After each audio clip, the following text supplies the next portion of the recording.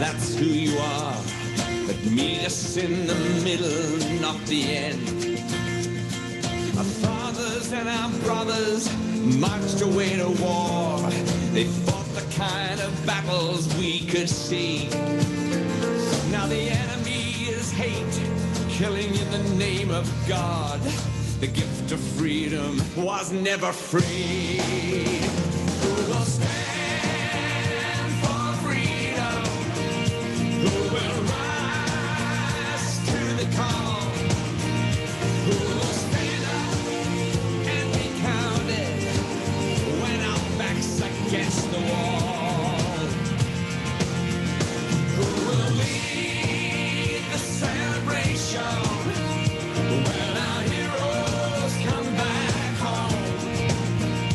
When you're proud to stand for freedom, you won't stand alone. You'll never stand alone.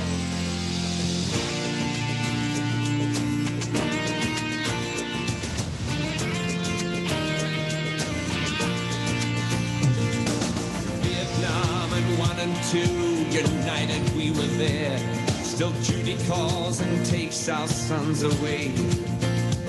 So raise the flag to guts and pride, to tolerance and love. There's no time for compromise. This is Dottie with the Cruise and Travel News Update for November 27th, 2020, brought to you by the Snood Factory. For all the latest in pooch fashions, here is today's top story. Latest from the CDC, shortening quarantine times is likely the next big announcement. The CDC is finalizing a new recommendation about the length of time for quarantines after a person is exposed to the coronavirus. Scientists now believe that a full 14 days may not be needed after all. This announcement will be cold comfort for all those people who took the CDC's guidelines to heart and shut themselves off from members of their household to wait out the 2 weeks thought to be the incubation period. The CDC is always reviewing its guidance and recommendations in the light of new understandings of the virus that causes COVID-19 and will announce such changes when appropriate, a spokesperson for the agency told NBC News this week. What the eventual recommendation will be is unknown, but CDC Director Dr. Robert Redfield said in an October briefing that the agency was considering shortening the length of quarantine by up to a week. At the time, Redfield said researchers were looking at whether you can use testing during the quarantine to determine if you can shorten the quarantine to 7 or 10 days. Obviously, we don't want people to be quarantined 14 days unnecessarily, Redfield said. Dr. Tom Frieden, former head of the CDC, agreed that it may be necessary to make quarantines more agreeable to the general public.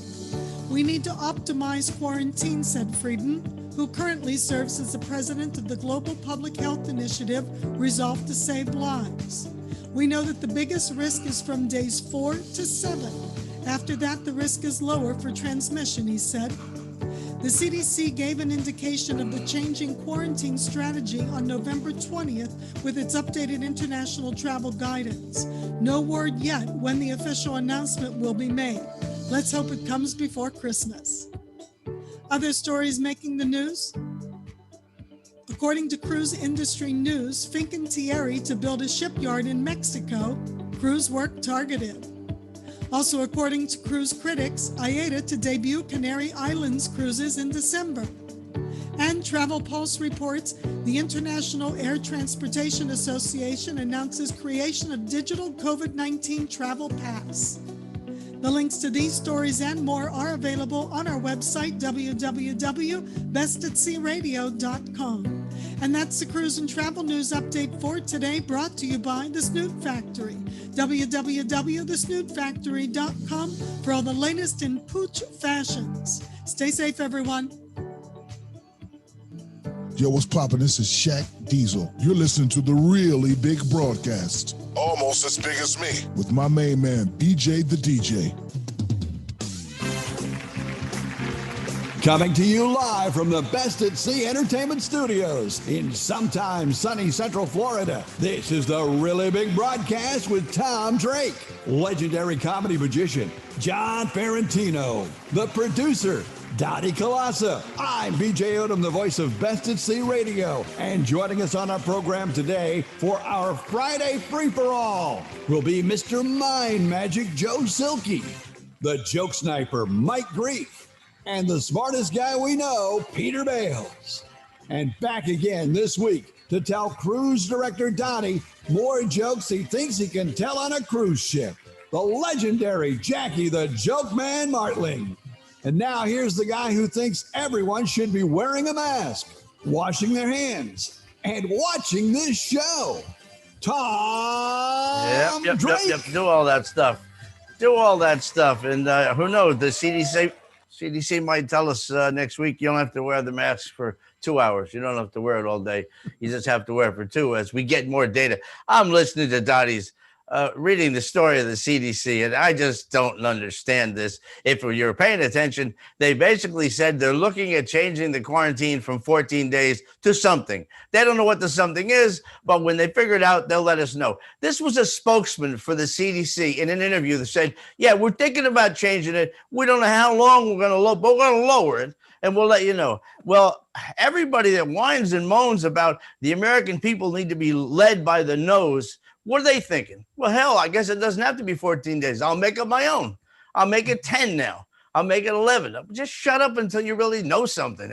Boy, I shouldn't listen to those reports. It's unbelievable. This guy, they literally said, yeah, we're going to change it. Well, to what? Oh, we don't know yet. We'll call you when we're ready. Don't say a word, you moron. Oh, anybody, welcome. Welcome to Friday after Thanksgiving. I shouldn't have listened to that. God, they are the biggest waste of space. That budget for the National Institute of Health is $42 billion every year. And this is the 1 year they had to do something. They did nothing. Stand 6 feet away from a guy, wear a mask, don't shake his hand, kiss my tuck. How you doing? Anyway, I hope you enjoyed the Thanksgiving. I want to say thanks to Larry Emeros. Who was on yesterday? Larry and Fred Klett and Jim Sion. I watched the whole episode, and he was great with that tuba. But I'll tell you one thing. I watched Monday and Friday. Those were from July. This show is really a mess. Oh, my God. Start, stop, mics, video, everything. It was a train wreck. And I'm like, we've come a long way. It's like when a baby is born, and they can't walk, they fall over. Oh, man, I was watching I was falling over a lot. Now, I almost got it right today. Anyway, we had 2 days off. I'll be right with you guys. Don't go anywhere. I want to say thanks to our guests. We didn't have that many because we didn't do a damn thing this week. We took 2 days off. Richard Ambrose, Mark Camoli, Karina Fenton, and George Canner. They were our guests this week. Normally, we have like 12 guests, 14 guests. We had 6 other guests. They were just from July. And then today, of course, we have the one that the Waverly Sanatorium could make room for coming up between Joe Silky and everyone else. By the way, Peter Bales loves his page now. I mentioned the Bales and Grief page that's on the website. There's 7. I just put it up, including the one where they switched roles, where Peter was the girl. No, I'm sorry. Where Peter was the biker. Check it out. Anyway, welcome to the program. We welcome legendary comedy magician John Ferrantino, and of course, legendary radio personality, operations manager, and programmer, and at one time a big shot in country music, BJ Odom. And then, of course, pack your bags. Richard Ambrose said, Dottie, have it ready. Pack your bags. Then they're kind of like the CDC. We'll call you when we're ready. It takes me 2 hours to pack. Huh? It takes me 2 hours. All right. I can Turn be your packed. mic just a little bit. Give me a little more mic on your mic. I can be packed in 2 hours. I want to pretend it's July again. Can you hear me? Can you hear me? Am I loud enough? Huh? You want to hear that? I'll be out of here in 2 hours. I have new headphones. Oh, by the way, everybody's done such a good job. Take Monday off. You worked so hard this week. Go ahead and take Monday off. And we're not working Monday either. I feel like Howard Stern now. Well, I'm having a good time going back and choosing what show I'll put on. And I watched it. Ambrose is funny. He's really funny. So is Fred, though. The Moose story was in oh my gosh, I was laughing again. For the people that hadn't seen it before, and they're not going to watch it again, we're not Stern. So people aren't going to go like, hey, let's spend a Saturday catching up on the really big broadcast. And your wife goes, you're really stupid. See, do you follow Larry on Facebook? No, I need to. He goes like this. He goes, I'm in Palm Springs this weekend, and I went to the grocery store. They have 3 types of bags: paper, plastic, and body. Then he goes, I just finished the Queen's Gambit. I was really disappointed. I thought it was going to be the Lindsey Graham story. There you go. Oh, I almost posted. He's really funny. He's really funny. Let me appeal to my Facebook friends. It looks like you won the damn thing. So just let it go. I'm tired of hiding all these nasty, mean posts. There's so many days and so many hours to go until the orange man is out of here. The gorilla will be let out of his cage, and they're going on and on and on. And I hide it and I hide it and I hide it because I believe in Joe Biden. I believe in unity. I believe we should all hold hands and kiss our ass goodbye. I believe in that. And so I just hide them because I don't want to have any controversy on my page. I don't want to unfollow you. That's so unchristian the day after Thanksgiving. So I just hide. I hide more than I read anymore, including my friend Pete DeCoris, who always has something. I just have to hide it because it's such bad taste. It's like he's crazy. Anyway, it's 10 minutes after the hour. Joe Silky comes up. You need what, Dottie? A calculator? Just a calculator. Yeah, just a calculator. BJ, what did you do Thanksgiving? What did you do? Did you have turkey? Oh, we had turkey. It was like just a small little, breast. How many people? Ended up being 3. Okay, nobody rang the doorbell and asked you? No, our daughter came over for about an hour, and she socially distanced, kept her mask on all the time except for when she ate. Really? Because she doesn't want to make her daddy sick. God love her. She's such a Yeah, sweet they've young got to be lady. careful. You're going to get it sooner or later because you're in Taco Bell every other day. You're in Walmart. You're everywhere. You're in especially places like Taco Bell. Yeah. Do you have BJ's turkey? Oh, yeah, I do. As a matter of fact, I forgot. I missed something. Yeah, we got I to found go. you turkey this year. Hold on. I got to make a lot of changes here. Let me say, this isn't the way. Now I feel like it's July again. Oh yeah, my spam turkey. Yeah. Look at that beauty, huh? I had that up on my Facebook page. Did you really? Yeah.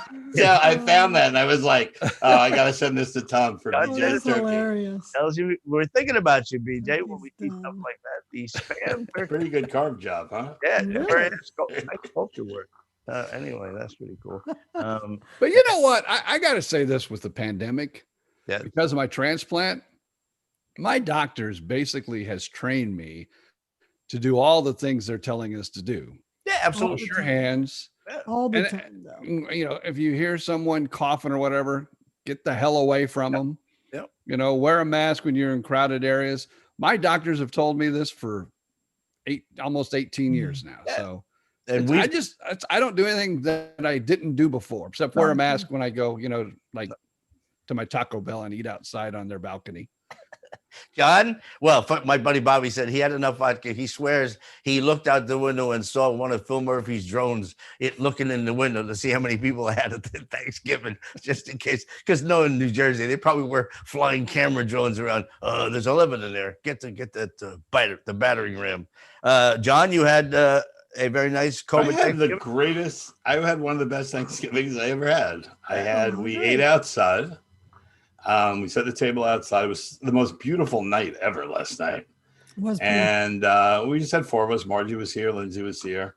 And Lindsay brought apple pie and the mashed potatoes and cornbread and the cranberry. And we made the turkey and the side dishes. And then we had an outdoor movie. I put up the movie screen and the projector, and we watched Elf, which was such a great movie outside. And it was great. I mean, we had just a great night.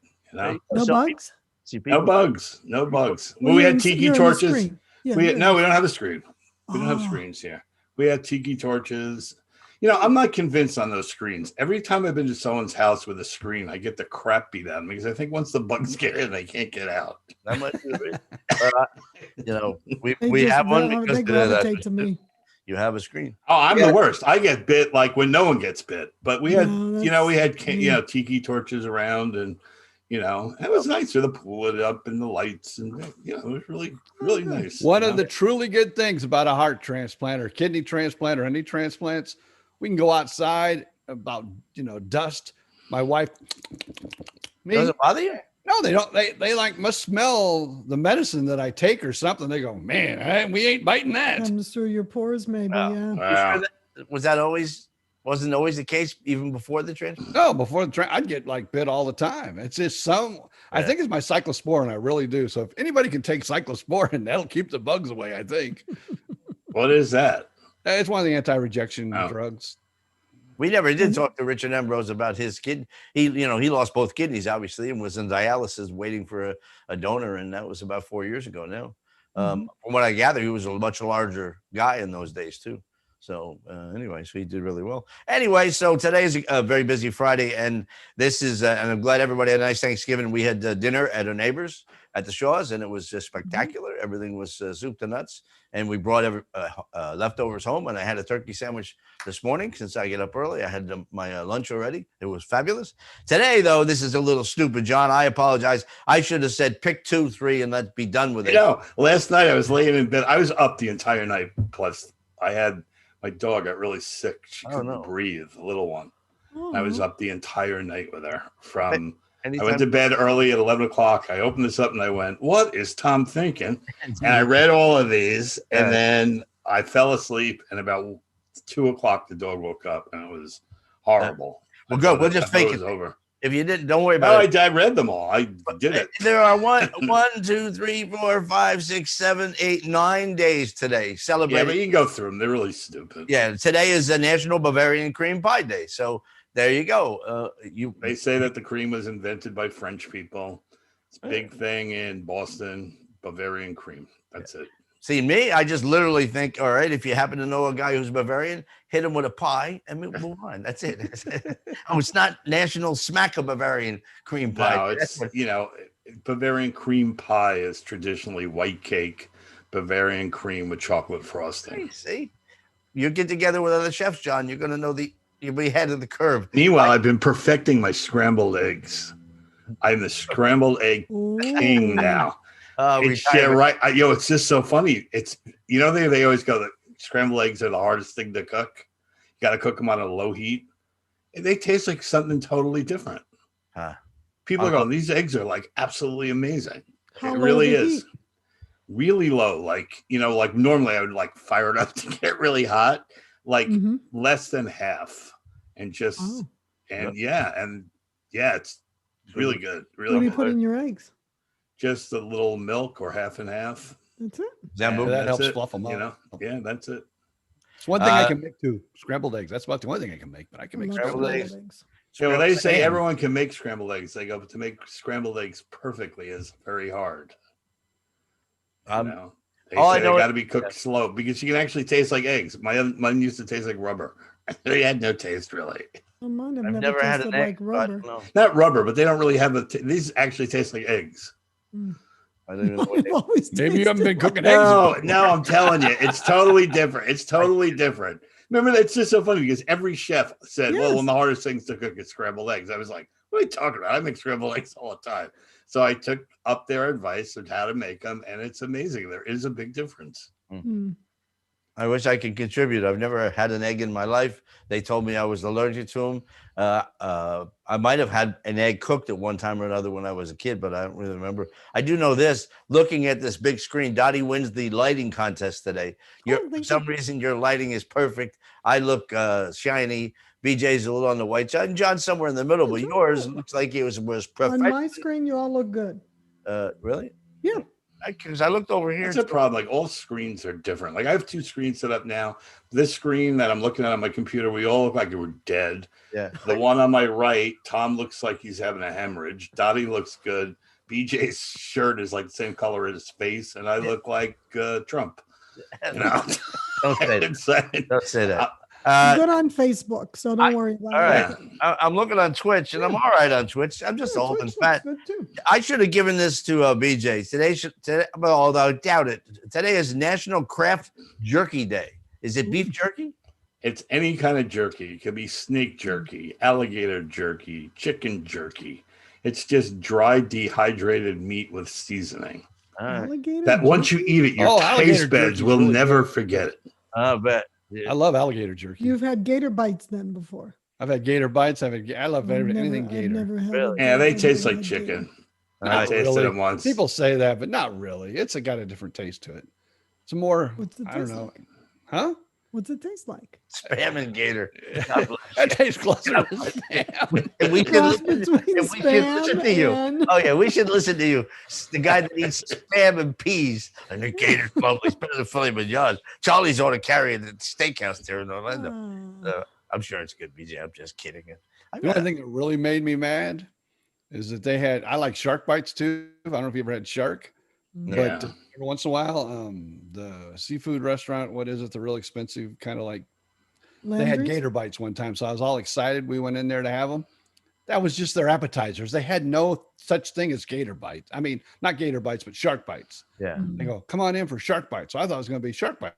It's like little shark pieces of meat. Yeah. No, it was like just their appetizers. No Yeah, shark. that's the biggest scam in restaurants in the world. For people that don't know, they take shark, which is really cheap, and they make it in the shape of scallops, and they serve it in scallops.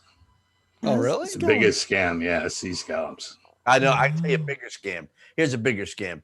Home Depot on their website had poinsettia plants, $1.98 while they last, right? Black Friday while they last. We go to Home Depot at 6 o'clock this morning. We're at Home Depot. We load up 3 carts for these $1.98. They're $3.98. I figure these are the ones for $1.98. We get to the register. No, these are $3.98. Worth $1.98. We don't have those. It's on your website. I couldn't show them on the website. It's not on our ad, so we left them all there.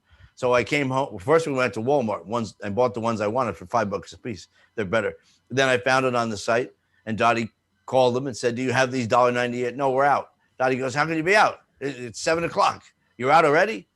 They never had them. They never had them at all. And Well, they said not everything is in every store. It may not be available. I says that isn't what the ad says. It says while supplies But last. that's the scam. I forgot. I was so angry this morning. I had to eat 3 breakfasts. Well, that's like Walmart had this ad for these inflatable jacuzzis, which are pretty good, for $195. Plus, you get a 4-year warranty for $45. The ad came out yesterday afternoon. I go, I'll order one of these for Johnny and CZ for their new house. I hit the thing and it says, not available. Yeah, there you go. Yeah, it's like not even true. It's like not even true. It's like the ad just came out and they're not available. We'll notify you when they're in stock. And then when they're in stock, they're the original price. Yep. Of course. I wasn't that disappointed because these $1.98 ones are much smaller and I have to plant them. So I buy the ones that are $5, which are double the size, and be done with it. And less work because I'm not a young man to be out there. You know what, John? You might be able to go to the store and get a rain check, and then it's written out for the sale, the promotional price. Yeah. Yeah, maybe call the store and ask if you can get a rain check for it since it's not available. Well, this goes to Home Depot. Today is the National Day of Listening, which they didn't because they should be there. I don't really care. It's a plant. National Day of Listening is you should get together. I guess this is when all families were together and they had a big holiday and everyone slept over. And today's the day where you take out your notebooks or your tape recorders and you find out how grandpa got that scar and how, like your family history, so that when these people are around, no longer around, you still have family history.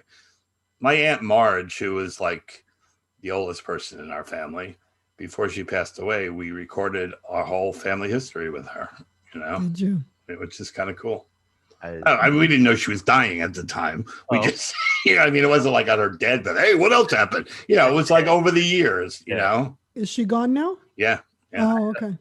My cousin's husband, who isn't part of the family, obviously married in the family, did the whole family tree thing all the way back to Ireland and all of this stuff. I'm here. I got here somehow. I remember my mom, my dad, my grandparents. That's it. You know what I mean? We don't have any children anyway to hear the story. So I got a cousin the same way. Yeah. I've never been does all that family tree, all that ancestor stuff. It's like, I'm here. Wasn't that redneck joke? You're a redneck when your family tree has no branches. You're redneck. I look like a Charlie Brown Christmas tree. Yeah, I just wait for a good laugh and then we move to the next one. National Native American Heritage Day. Well, that's a nice day. They were here first. They were here first. George Carlin goes, we landed in Plymouth. Hey, could you mind moving over a little bit? Can you mind moving over another state? Can you mind moving over? Hey, can you mind moving over? Hey, we're in California. You mind moving off of here onto that Alcatraz Island? We don't have to go any further there. Is it what I think it is? It's the day after. Yeah, there's 3 major Indians. I can't recall their names that set this up, and they have amazing degrees in everything. Yeah, and it's to preserve their history, and talk about their strifes. Be peaceful, and someday you'll have casinos in your backyard everywhere they live. Today was Black Friday. We know that, but it's not even Black Friday anymore. We go to Walmart right here in 192, and there are 5 police cars next to the building. I'm like, what the hell's going on? We go in, there's 4 cops that we saw standing in there. It's dead. It's 6:30 in the morning on Black Friday, and it is empty in there because they have free shipping. What are you, a moron? You're going to go wait in line now? So we just, we didn't. It used to be like crazy. Yeah, they had the cops. Yeah. They had 4 cops paying them overtime, and they're all standing there going, who's getting the donuts? You know what's crazy about it? I remember going to Black Friday sales a bunch of years ago. And you see the day before which TV is going to be on sale. Yeah. And then they don't have that where they have it. They have it at some other part of the store. So, you know what I mean? So you got to look through the whole store. So it's, I did it once. And I was like, this is stupid. People fighting for each other. It just gets me in the holiday spirit. I almost got. Yeah, Margie and Lindsay used to go every year because they would like to go to the better stores because they give you a Christmas ornament when you walked in the door, and it was like a little mother-daughter day. Very nice. It is nice. I was being facetious there. Well, Dottie's going after. She's leaving it right after the show, and I am dismantling this room right after the show and painting it with chroma key paint, and then putting it back together again. You want to see something cool? I have an extra piece of green screen. Look at this.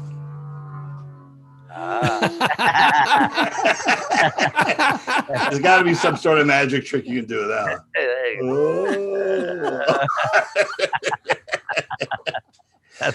You need to put sticks on it so you don't see your hands. But I was thinking you could take like a piece of it and put it on, say, the back of a remote.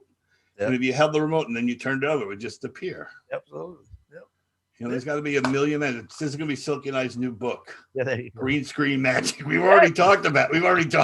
Well, especially because everybody's virtual. So yeah. I just read enough that I decided I wanted to paint the walls. They're easier to light once and for all because I've, not for this, for same thing, the virtual stuff. Anyway, it's Buy Nothing Day. Let's skip over that, Dottie. Buy Nothing. Who does? You better believe you skip Well, no, Buy Nothing is actually a movement in different places. To penalize No, it's for people that actually go to Black Friday and walk around with an empty shopping cart telling people they shouldn't be buying anything. Nice. Like, how nutty is that? They have zombie walks with empty shopping carts and stuff. It's like when I saw that, we should have a national broadcast day, big broadcast day. Well, how about national? We almost had National No Broadcast Week. I almost talked about just putting 5 replays on this week. I have to admit, after our last show the other day, I ripped everything down, took all the lights out, everything, and I go, I'm off till Tuesday. And the last night I'm laying there watching the movie, I go, oh no, tomorrow's Friday. I had to put everything back together. Well, every Friday I dismantle Dottie's studio and make it look like a house again. But I'm gonna paint this thing. But I'm watching the video on painting. I'm supposed to have a primer first, and a primer, and then at least 2 coats, and to do it because the companies that have these psych screens, these studios. I mean, they're absolutely amazing. You're not doing a primer? I wasn't planning on it, but I'm going to now. It's said to do it. Otherwise, it won't take to the. This room is purple. You would know it was a kid's room, so it's purple. All right, let's move. It's National Flossing Day. I'm terrible. My hygienist hates me because I'm lazy that way, but you should floss after every meal. Yeah, that's the whole story of that day. Yeah, and it's sponsored by the company that sells that stuff. And it's also Maize Day, M-A-I-Z-E. Is that like a maize? No, it's corn. Corn. It's for all the products that come from corn. Really? And that's what the Indians called corn, maize, and Mexicans call it maize, I think, to this day. Mm-hmm. And how many products come from corn that we don't realize? Yeah, well, I don't know how many, but I like corn, and I'm pretty happy for the maize people. I can tell you a bunch right off the bat: popcorn, cornbread, corn syrup. Yeah, I tell you what, a guy that was up all night with a sick dog, you're wide awake. Thank God, because I checked out on Wednesday. I was done. Do really have? I'm with you. We should have taken today because these old shows, even though they're technically not that great, I got an email from Peter and Mike, and going, we're definitely doing a show Friday, aren't we? We look forward to it all week. Oh yeah, we're doing. Well, they must have banned it too because I didn't send the link until like 8:00 last night. I said, damn, I never sent. They all know the link anyway. So it's National You're Welcome Giving Day. Do something nice and say you're welcome. Yeah, it's supposed to be like when you went to people's houses for Thanksgiving to call and say thank you. I never do. Thank you for everything. I never do that. We should. I tell you, we should thank the Baltimore Ravens for ruining Thursday and Sunday because there won't be a Steelers Ravens game on Sunday now because the quarterback has tested positive. The whole place is tested positive. What a bunch of. Is that the Ravens or the Steelers? Ravens. The Ravens. Steelers. It's always the Ravens. Ray Romano used to do a bit about watching the game on Thanksgiving, where your mother or your wife would go, "You can watch the game, but you can't be any sound." Yeah. So you got to be sitting there watching the game and going, pass the potatoes, Grandma, you suck.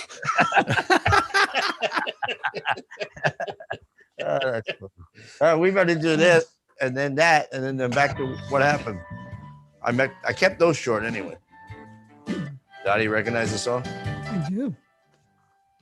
I'm just calling to wish you happy birthday. He has one sexy animal in that orange shirt. Our birthdays today brought to you by The Snoot Factory, www.thesnootfactory.com for all the latest in pooch fashions.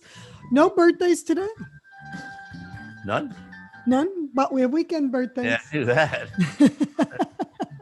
Our weekend birthdays include Bademsky Nicola, one of our destinations managers at Oceana Cruises, Nicole Lucida from Colorado.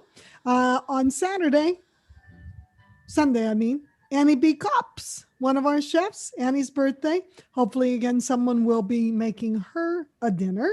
Yeah. Cynthia Pavan, one of our former Oceana destinations managers, comedian Tim Wilkins, and our friend from Canada, Jake Silverberg. Chip's birthday is on Sunday. Now, since we won't be here on Monday birthdays include Ed Samuels from Belgium, Satish Chaudhry, one of our Oceana butlers, and comedian Judy Carter. All brought to you by The Snoot Factory, www.thesnootfactory.com for all the latest in pooch fashions and fabulous facial masks. Back to you, Tom. I am a comedian because of Judy Carter. When I decided I wanted to do this, I bought her book called Stand Up, and it taught me, got me to where then David said, he told me other stuff, and then that got me here. Come a long way.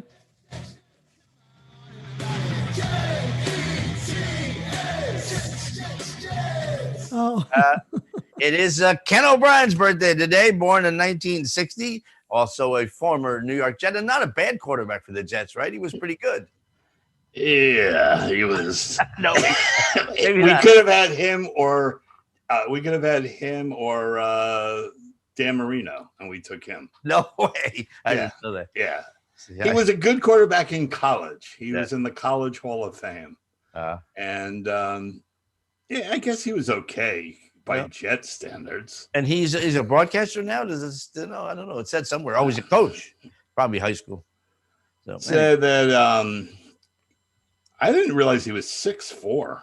Yeah, it was. I remember him. He was only 200 pounds. I remember him being. I thought he was in the quarterback class of 83. In 97, he was inducted in the College Hall of Fame. And he played for the Jets and the Eagles. Yeah.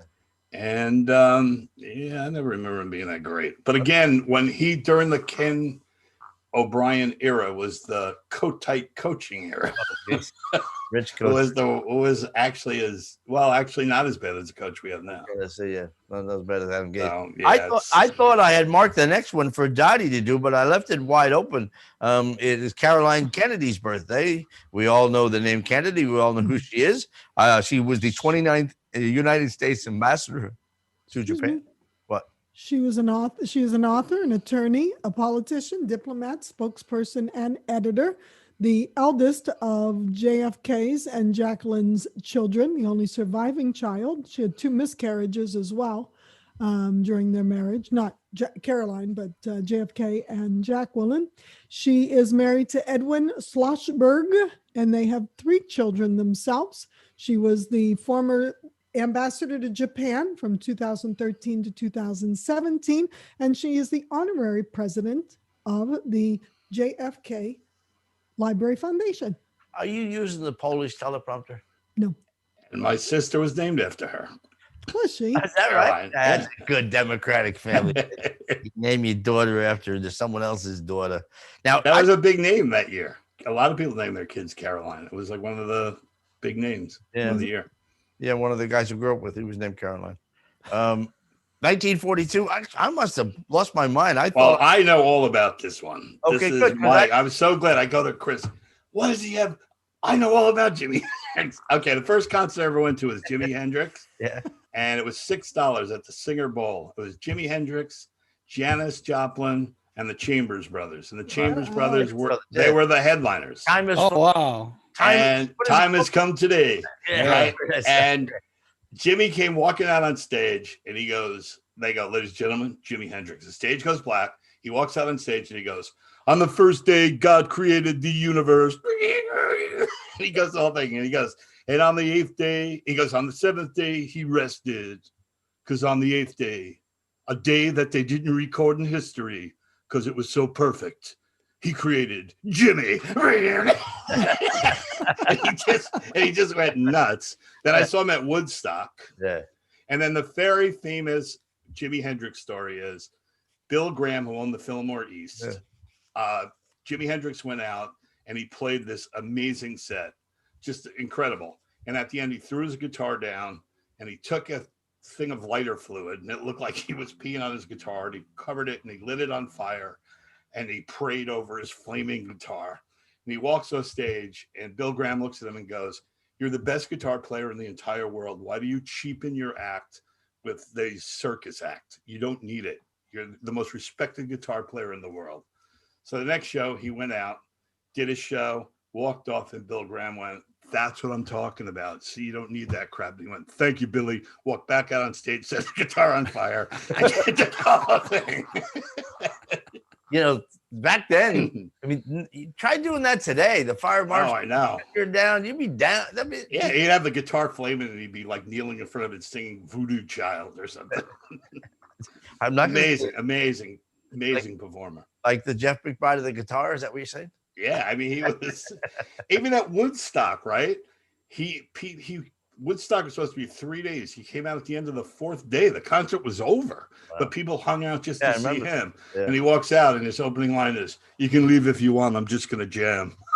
After people waited 4 days, and they did a national anthem. Yeah, I remember it's played up. Again, I can't play into that music because of the copyright issues. That my plan was to try to lift something and play it, but I honestly forgot what I was supposed to. So I'm channeling July.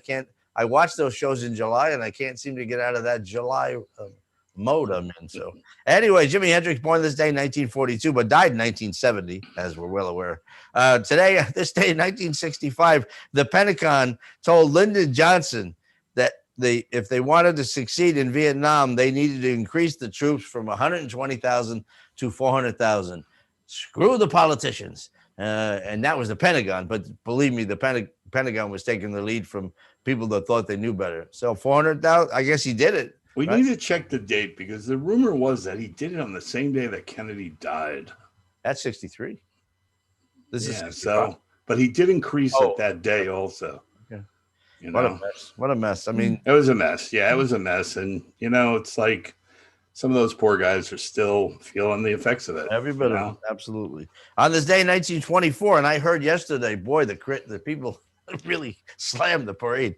I thought the parade was one of the best they've ever seen. But you read the reviews, they're like, what is this? Anyway, the Macy's Day Parade, first one in 1924 on this. Meanwhile, they showed films of the first one. Yeah. And, the balloons were like maybe the size of weather balloons. Yeah. And at the end of the parade, they would let all the balloons go. Yeah, no. If you found a balloon, you bring it back to Macy's, and they gave you a gift certificate. Really? Oh, wow. which is kind of cool. Imagine letting those things go today. Gotta have. Took out my house. Yeah, not to mention if we can't find it and it's toxic, it could affect your turkey. On this day in 1895, Alfred Nobel carried through on his guilt complex and signed his last will and testament, setting aside his estate to establish the Nobel Prize. We've talked about Al before. He was sick to his stomach over all the bullets he made. Pretty much, that was it. I mean, he was a guy that he didn't create. He invented dynamite. No, it wasn't Dynamite. I thought J.J. Walker did that. Yeah, I was just going to say that. BJ, Dynamite. we got to give you a day off more often. No, right in there. That's great. You know, it's crazy. I was watching the parade yesterday, and I was thinking of all the years, because we used to go every year to the parade with the kids. Yeah. And it would be so brutally cold. Oh, I can imagine. Oh, my God. And yes, it was 60. It was. Yeah, the it's warmest 60. ever on history. It was 60. It rained a little bit, but it was 60. I was like, 60? I remember having long underwear, earmuffs, hat. Johnny holding on to my ears going, I'm so cold. I'm so cold. Although, did you notice that the weather changed a few times during the parade and then that was 3 days of taping that parade. Yeah, they taped it for 3 days. I'll tell you a cool story. This is not to brag, but this is a cool story. Once we went to the parade. Now listen to this. Once we went to the parade, and this is how stupid we are. We went to the parade, and Margie goes, wouldn't it be cool if we could go see the Radio City show right after the parade? So we go to the box office, and we go, can we get tickets for the woman? And the woman just starts laughing. She goes, people have booked these tickets after the parade for 3 years. Yeah, she goes, the next date we have is available. It was like 3 years away. She goes, I can give you a reservation for that one. And the woman behind the counter said, are you the magic guy from Comic Strip Live? Let me see what I can do. And got us 4 tickets. No way. Serious? I swear to God, my kids thought it was the coolest thing in the world. It was the coolest thing. I was a hero. I thought it was I have to admit, I thought it was the coolest thing in the world. I mean, I had to pay for it, but they were like great seats. They were like house seats. Let me tell you, that's when TV mattered. Yeah. You know, that's when the TV mattered because it wasn't saturated with all the cable, all these cable channels. Even back then, it was somewhat limited, and it mattered. You know, on that show, it mattered. You know? Yeah, now. They were the reason why I remember that we were talking about it last night. Lindsay brought it up. She goes, "Remember that? You know, it was so cool." How old were the kids? Lindsay was probably 10. Johnny was 8. Okay. You know, if that. Now it would be the other way around. It would be the other way around. Yeah. Now you go with Lindsay. Aren't you Lindsay's dad? Or you're Lindsay, aren't you? Yeah. Okay, yeah. Who's that guy with you? Yeah. we got tickets for him. Is that Michael Finney? That Michael Finney. Michael Finney, working JP's Comedy Club in Phoenix there. All right, we have time for, believe it or not, we have time for no, I'm not even ready for that. Okay, well, what are you talking about? All right, we can talk about I have a list of things. The pumpkin pecan pie that Christine made yesterday. She made a pumpkin, BJ. I thought about you. It was a pumpkin pie, and she bakes it for like half the time, and then she puts a pecan crumble on top, then bakes it the rest of. Oh my gosh, it was to die for. It was so good. Just so good. Everything Christine makes is good though. Christine Shaw is an excellent. It was tremendous. Also, so something kind of interesting this morning, someone commented on a video that I have up on YouTube. And I have 3 different YouTube sites because I'm a moron. Can't keep track of anything. And there's a YouTube site that has video clips from Phones are supposed to be turned off. I know, but I don't know. I should answer it. T. Negan is calling me. You know what T. Negan? I don't know. THUYNG. No, I could do a joke about dry cleaning, but I won't. Anyway, did you not pick up my shirts? I posted 8 years ago on YouTube videos of interviews that we did for the original Best at Sea show, which was called Cruise Ship Wars back then, and they were taped at the Friars Club in New York. And they interviewed me and David Say and Michael Miner and Ian Finkel and Elliot Finkel. And those interviews are up on YouTube. And someone found Ian Finkel's interview where he's answering questions off camera about his career, whatever. It's kind of the same pitch about why am I the world's greatest xylophonist? Well, who else? And he does the whole thing. So whoever the guy was commented, wow, just what a great character. So I shared it on Facebook, and now I'm gonna try to find them after the show and put anything else I have up of. May have to take a break from Stupid Criminals because I got another book, but it seems like they're all the same things we've already done. I don't know if people remember. Yeah.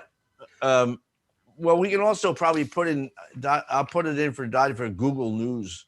You put in dumb people and stuff, and Google searches all over the world. Like when we were doing the Best at Sea Roadshow, I put everybody's name in there just to see if anything popped up. Ryan Joseph. People named Ryan Joseph get arrested every 10 hours in the United States. There are so many Ryan Josephs. And every time I open the story in Google, he got arrested for felonious assault in California. Another Ryan Joseph got arrested in Kentucky for animal abuse. It's all day Ryan Joseph. I was going to tell him, you might want to change your name to Brian Josephs. There's less felons involved in that operation. It doesn't matter because Joe's here. So you're off the hook. As long as I find It's funny. I got this new book and I'm going through them and I'm going, we had that one. Yeah. So I'll send you a link that might help you a little bit. All right, cool. Is good at, and they're all like new ones. You've been holding out on this. Well, no, I sent him a couple and then I just. No, you sent me a couple of them and then I actually saved the links to them, but it was like I was still going through this one. Yeah. So try not to repeat stuff is what I was doing. Yeah, it's very important. Joe, don't say anything. You know how it works around here. Please don't violate the rules as soon as I find the right mouse. I'm channeling July. Everything's a little sloppy this morning. Joe, don't say anything. You know how it works around here. See, he's channeling it too. He's channeling it too. He's got it on so you hear it. It's a casual Friday. The Big Broadcast is proud to present Mind Magic with Joe Silky. We welcome Joe Silky. I don't know if you saw the show just earlier, but at one point, your partner in magic just disappeared. We couldn't see him. He just evaporated. We said, "Where did he go?" There he is. Gone. I don't know. Amazing. I don't want to tell the audience the combined age of this group that we're getting such a big kick out of John disappearing. So, how was your Thanksgiving there, Joe? It was great. How was your guys? Yeah, we're small and filling with a lot of food, and we went somewhere. They were nice enough to give us a takeout. Wow! When we have people over, I don't share the turkey with anybody. I show them the door. That sucker never leaves the house. We have big to-go things. I had a turkey sandwich this morning. It was that's great. Yeah, rum and Coke and the turkey sandwich before the show. It just fires you right up. Gets you killed. I remember being on a couple of those trips with John and his family to the Thanksgiving Day parade. Oh yeah, that's true. I remember that. Yeah, we saw the thing where the cops stabbed the Barney balloon. Remember that? Yeah. I remember my son when the Barney exploded right in front of us. My son, he's sitting on my shoulder. So all of a sudden he goes, "Here comes Barney," and all of a sudden it just hits the ground and blows up. And then he's going, "Barney's dead! Boom! Barney's dead! Boom!" I thought you were going to say he started crying. He's your kid. He's your kid. That's hilarious. We were laughing so hard. That's hilarious. Joe, I want to tell you that I am at work on I hope you don't mind, on a Mind Magic page, just like Bales and Grief. I'm going all the way back to the beginning. Oh, great. I was so much going on back then that I only posted the whole show. I never split it apart because it is time consuming. But I'm doing that now to build the whole page because it's cool to have the record, no matter what happens. We got all that stuff down there. And, this is great. This has been a great experience. It really has. We're not going anywhere, but it's time to catch up on the stuff that I was way behind on. So I got That's what an extra day off will give you. Yes, there's absolutely no doubt about that. And this week, 2 days off. It was pretty nice. But next week, we're off Monday. People know that. So, we were going to have Friday off, but the people on Friday rebelled. They said, "No, That's right. We don't we want to work Friday. We're not working Thursday. Talk to our agent." So I said, "We have contracts." They want a time and a half to work Thursday. No, I can't do that. So that's a lot of air. Anyway. A reminder Okay. for everyone, before we start with Joe, you need a calculator. So get a calculator near you so you don't have to scramble and get it when Joe starts. Let me All find right. my Casio. Just muted myself so I could ask to bring up my calculator. Because I can't figure out how to get to it. All right. And I'm going to spotlight Joe. That way we don't interrupt him when we speak. I learned that part. So Mind Magic with Joe Silky will begin. For those people that are just joining us for the first time, it happens. Joe has been with us almost from the beginning when we weren't even on social media. So it literally was Mind Magic because you could only hear magic. And we'll backtrack. It's a funny story because John said to Joe, you know, you can't really do magic on the radio. And Joe goes, what? Like that, right? I know you went, what? But you said, Yeah. what? And we do magic now. But now we have the benefit of He said, Right, what? you had- They've been doing magic on the radio before there was TV. Right. They had Dumminger who did mind reading on the radio. yeah. Come on, they had Edgar Berger and Charlie McCarthy, the ventriloquist on the radio. Yeah. I swear though, I can hear his lips moving. I've listened to old clips of that and I can hear his lips moving. I could hear his lips clicking. Joe, when I opened my calculator just now to get ready, my Right. shoe size and my age were on this. That's the last time you used it. And you'd be surprised how many people on Facebook commented they got it. They were Wow, saying they that's got it. great. It was really cool. Except Steve. Why didn't Steve No, get Steve got it. Oh, He he got did. it later. All He right. got it later. All right.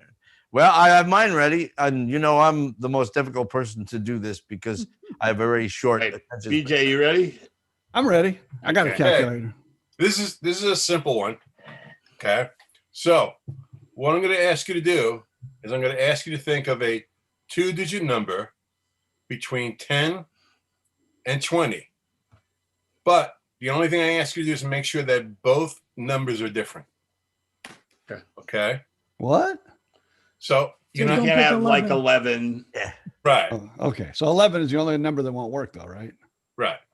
22 wouldn't work either, but that's not part of it. I know. 55 wouldn't work either. And 99 88. too. I'm putting 88. That's Dale Jr.'s number. All right, catch up. It's always one, Joe. Okay. So you got a 2-digit number. Now what I want you to do is reverse that number.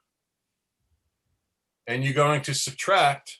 Oh, wait a minute. So I didn't put the number that I Well, guessed, I got- okay, I so got let me tell you two. what you're going to do. You're going to think of a 2-digit number. but don't put it in my calculator. Well, okay. And then what you're going to do is you're going to reverse that number. Right. Now I put it in the Okay. calculator. And right? you're going to subtract the larger, you're going to subtract the smaller number from the larger number. Okay. Okay. Huh? Now, Okay, wait a second. Yeah, hold on. All right, I put it in. I picked it. I flipped it. You mean Right.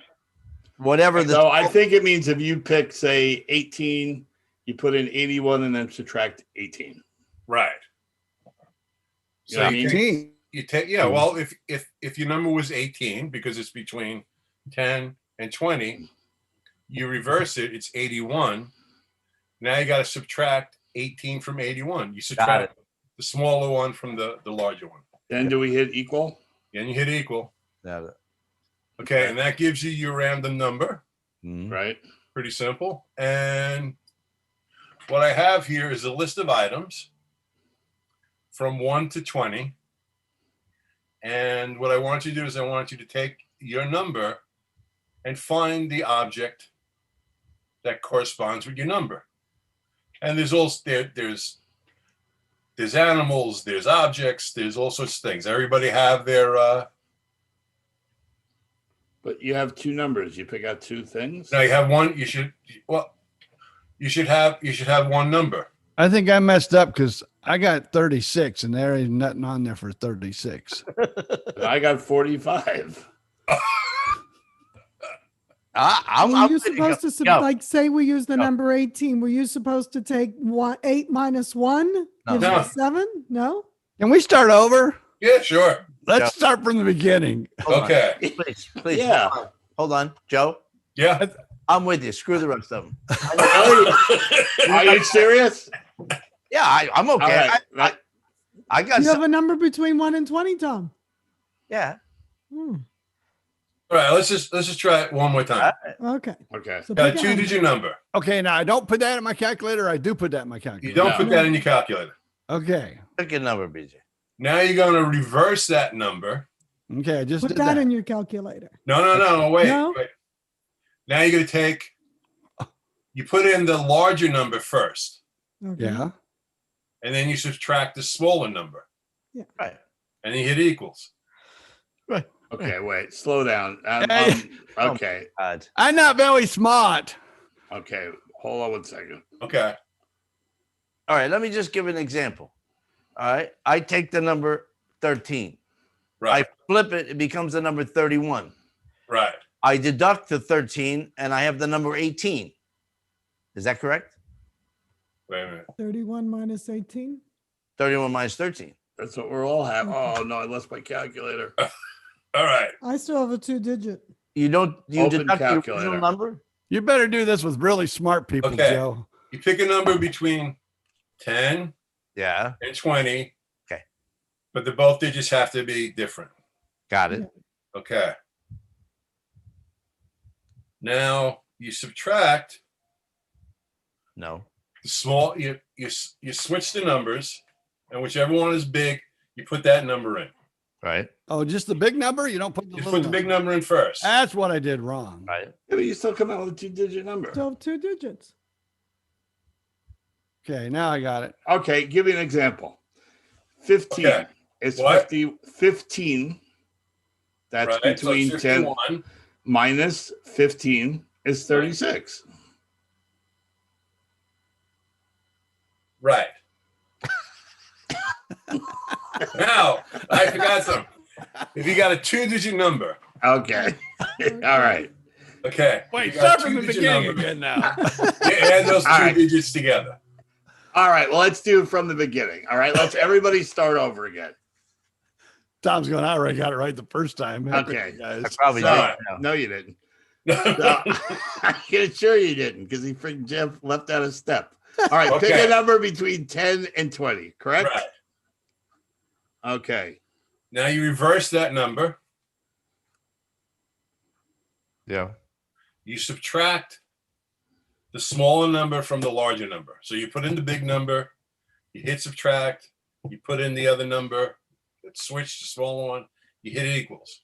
Now, if you have a 2-digit number, you add those 2 digits together.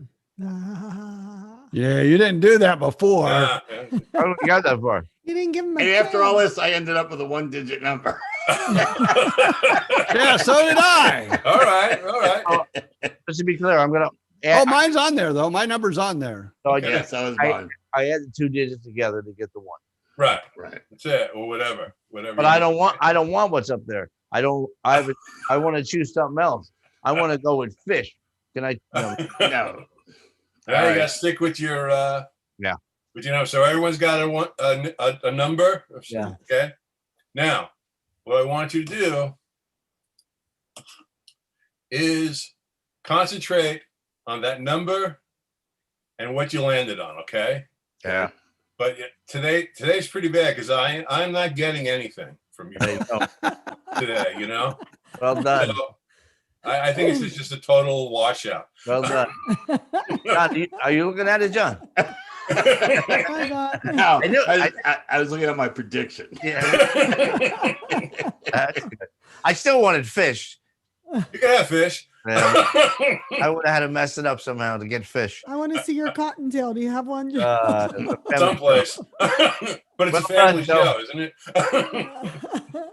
True. Well done. That, Very good. no matter what you do, you're gonna end up with that. That's pretty cool. Yeah. Oh, I just get it. It was the rabbit. I am stupider than Tom today. Hey, Now, Tom, I even got it I'm right looking the at second this time. going. I knew I'm exactly looking at what was this going going. on. I'm looking at this going, I hope I get rabbit. I hope I'll be honest with you. I ended up with vase, so the rabbit must have died in my trick. No, I had rabbit, so it was pretty cool. That's pretty cool. All right, let's go ahead and get I think the. next week we got to do something more simple. What are you going to do next week? What do you mean more simple? That was simple. I think next week we're gonna try something a little bit more like traditional mind reading where I like these. We never prearrange anything, right, folks? I mean, just nothing up our You sleeve. can tell that today. No, Obviously. I think what we'll do is we'll get either Dottie or Dottie can pick somebody, and I'll do an effect for that one person, and we'll see how that works out. All right. I like these though. I get them right usually. Yeah, no, this is fun. I love this. All right, let's take this quick break. Hold on, let me get this out of the way because we have to get the boys in next. You're the 11 a.m. update, aren't you, Dad? Loud enough. TGIF, everyone. This is Dottie with the Cruise and Travel News update for November 27th, 2020, brought to you by the Snood Factory. For all the latest in pooch fashions, here is today's top story. Latest from the CDC, shortening quarantine times is likely the next big announcement. The CDC is finalizing a new recommendation about the length of time for quarantines after a person is exposed to the coronavirus. Scientists now believe that a full 14 days may not be needed after all. This announcement will be cold comfort for all those people who took the CDC's guidelines to heart and shut themselves off from members of their household to wait out the 2 weeks thought to be the incubation period. The CDC is always reviewing its guidance and recommendations in the light of new understandings of the virus that causes COVID-19 and will announce such changes when appropriate, a spokesperson for the agency told NBC News this week. What the eventual recommendation will be is unknown, but CDC Director Dr. Robert Redfield said in an October briefing that the agency was considering shortening the length of quarantine by up to a week. At the time, Redfield said researchers were looking at whether you can use testing during the quarantine to determine if you can shorten the quarantine to 7 or 10 days. Obviously, we don't want people to be quarantined 14 days unnecessarily, Redfield said. Dr. Tom Frieden, former head of the CDC, agreed that it may be necessary to make quarantines more agreeable to the general public. We need to optimize quarantine, said Frieden, who currently serves as the president of the Global Public Health Initiative, Resolve to Save Lives. We know that the biggest risk is from days 4 to 7. After that, the risk is lower for transmission, he said. The CDC gave an indication of the changing quarantine strategy on November 20th with its updated international travel guidance. No word yet when the official announcement will be made. Let's hope it comes before Christmas. Other stories making the news? According to Cruise Industry News, Fincantieri to build a shipyard in Mexico, cruise work targeted. Also, according to cruise critics, AIDA to debut Canary Islands cruises in December. And Travel Pulse reports the International Air Transportation Association announces creation of digital COVID-19 travel pass. The links to these stories and more are available on our website, www.bestAtSeaRadio.com. And that's the Cruise and Travel News update for today, brought to you by The Snood Factory, www.thesnoodfactory.com for all the latest in pooch fashions. Stay safe, everyone. Oh, what a beautiful morning. Oh, what a beautiful day. Well, I've got a beautiful feeling. Everything's going my way. Oh, what a beautiful day. All right, my apologies to Joe. I left you in the spotlight again this week. You were stuck. That's all right. You couldn't move. It could not move. We have one, and one is joining here, and I'm going to hide this one. I'm talking to myself today. Don't mind me. It's just John lost his head over to John lost his head again. Hey, we lost one. Where did he go? It's the invisible Ferentino. Yeah, but we lost one member of the team. No, he's joining. Yeah, you see him? I don't At see least him. on my screen. Who's that? joining. Bales? You probably won't notice if he's here or not. He bailed. He was in. I think we both clicked admit at the same time. I really am channeling the July shows. There's no doubt about it today. We were effortless there for weeks on end. Okay. Oh, if he's not here, let's talk about him. There they go. Well, He actually did. There he is. All right, all right. Oh, what'd you just got here? Don't say anything. Hold on. Time now for another episode of Back to School with Bales. Yes, indeed. Starring Professor Peter Bales. And playing the role of the unruly student today will be comedian and renowned Hollywood tough guy, Mike Grief. All right. I like that music.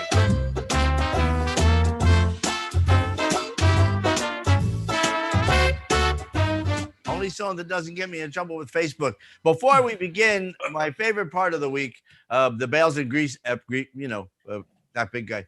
It's Thanksgiving. So I want to say thank you again to both you and to Joe for coming on every week and giving us your time and your talents. I don't want you to think it's not appreciated. I'm not patronizing it. People like this episode. I finally got a page going. I'm watching the old ones. I'm dying. When you're doing it, you laugh, but when you watch it again, it's really funny. So we welcome Peter Bales and Mike Grief to the program. Thank you, Tom. You are very, very nice. Well, I meant that. I'm not that nice, really, but in your case, I make an exception. It's great. It's great radio, great television. It's just so much fun. You laugh out loud. I encourage people to go on the website, bestncradio.com. There's a page that said Bales and Grief, and there's more to be added. I just added the one where you change roles.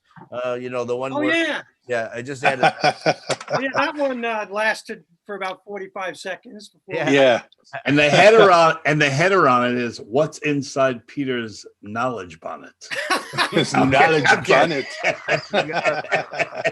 I got to tell you guys, I am in an especially great mood today because yesterday on Thanksgiving, I went on the Walmart website and they had these inflatable jacuzzis.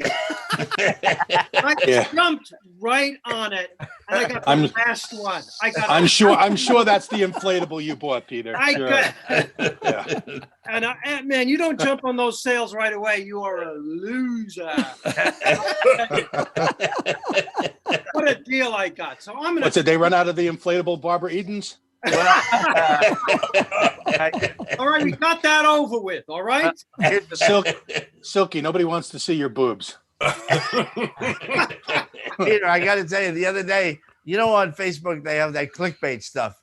Yes. And so they said, see Barbara Eden now at the age of 82 or 80, and I had to go through 57 pictures of other people before I finally got to her. And I saved it on my phone, and I was going to put it up, but I thought it's Thanksgiving. But she looks good. She does. Yeah. When you go through that clickbait, did you see the picture of me with her in the bottle? No. It wasn't. That's a joke. That's a joke. What I was looking for. All right, for first-time viewers, listeners, the reason that Peter is here is to educate us, which is a challenge. He's much more comfortable with educated college students. And of course, Mike is here to offer his opinion on things as they progress. And I used to spotlight Peter, but when I do that, you don't get to see how handsome the rest of us are. So I don't know. Let's take a vote. Should we spotlight him and then we'll be in the back, or should we just leave it as a big zoom? You can see the board better if he's pinned.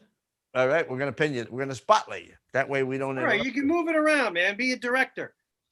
Go crazy. It's Friday. How many Sambucas are you in already, Tom? Yeah, exactly right. See, Dottie just wants to know ahead of time what's coming up. This way we can see. We can tell you. Just skip down to 1859. Yeah, well, you know what? I'll skip down to 1789 because George Washington, one of the first things he did as president was make Thanksgiving and a national holiday to give thanks for the founding of the republic. Yeah. That's a nice way to start. That's a feel-good thing. Yeah, it's one of my. And they all ate bald eagle. That was stuffed, delicious bald eagle. I was going to say the turkeys were pissed. Everyone else was real happy about it, but knock it off. Yours was better. They didn't have butterball turkeys back in those days. They were skinnier. But wild turkeys were much, much skinnier. And gamey. They always say gamey. I don't know what that means. Gamey? Yeah. Well, just right now, Tom, right around you, the area around you, that's gamey. That's the best way Gamey Gamey is when they're eating crap they find in the wild instead of all that nice stuff they feed them on the farm that make them nice and plump and fat and delicious. Yeah. Oh, you mean steroids? That's right, exactly. Steroid. Okay, Haven't you ever had somebody say, you smell gamey? I did, yes. I was trying to set something up and went nowhere. For that, I apologize. I give thanks. I'm sorry to interrupt you. I broke in there. Your rhythm was perfect. Okay, thank you. Let's go back in time to 1520. Okay. That was when the explorer from Spain, Ferdinand Magellan, went through the Strait of Magellan. Now, isn't that convenient to go through the straits that already have his name? I know. It really is true. Could It's be worse. dangerous. The waters around South America are dangerous, and they were deciding which way to go. And he said, let's take the Strait of Magellan.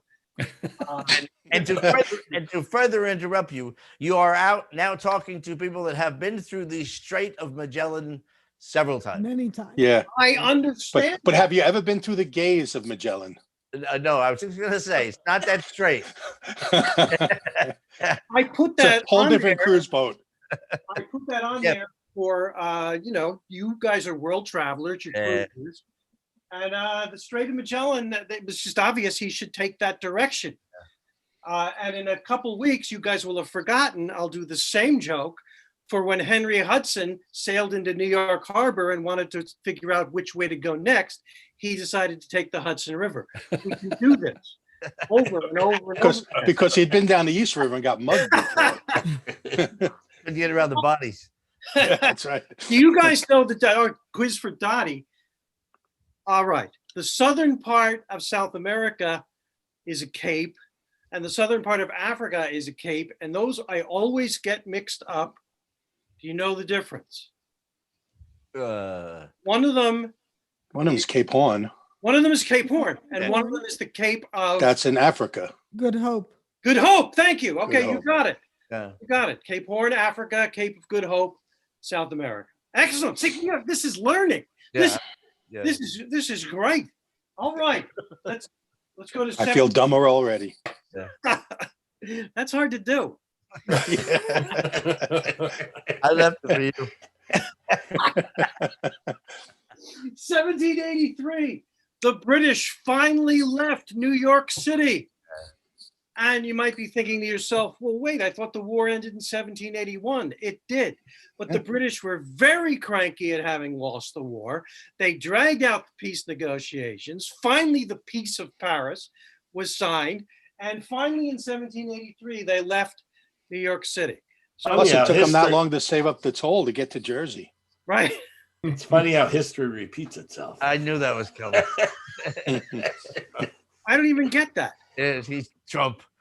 He's getting Trump out of the White House. Okay. I got you now. Which, by the way, could take 2 years. So move on. Okay. The Brits leave New York City. Now, the amazing thing to me when I think about New York City, back then, an officer was considered a gentleman. And when they captured an American officer in the Revolutionary War, they took him to Manhattan and they said to him, on your honor as a gentleman, you will not leave Manhattan. You're a prisoner. And the officer would say, on my honor as a gentleman, I will not leave Manhattan. Wow. And they didn't. Yeah.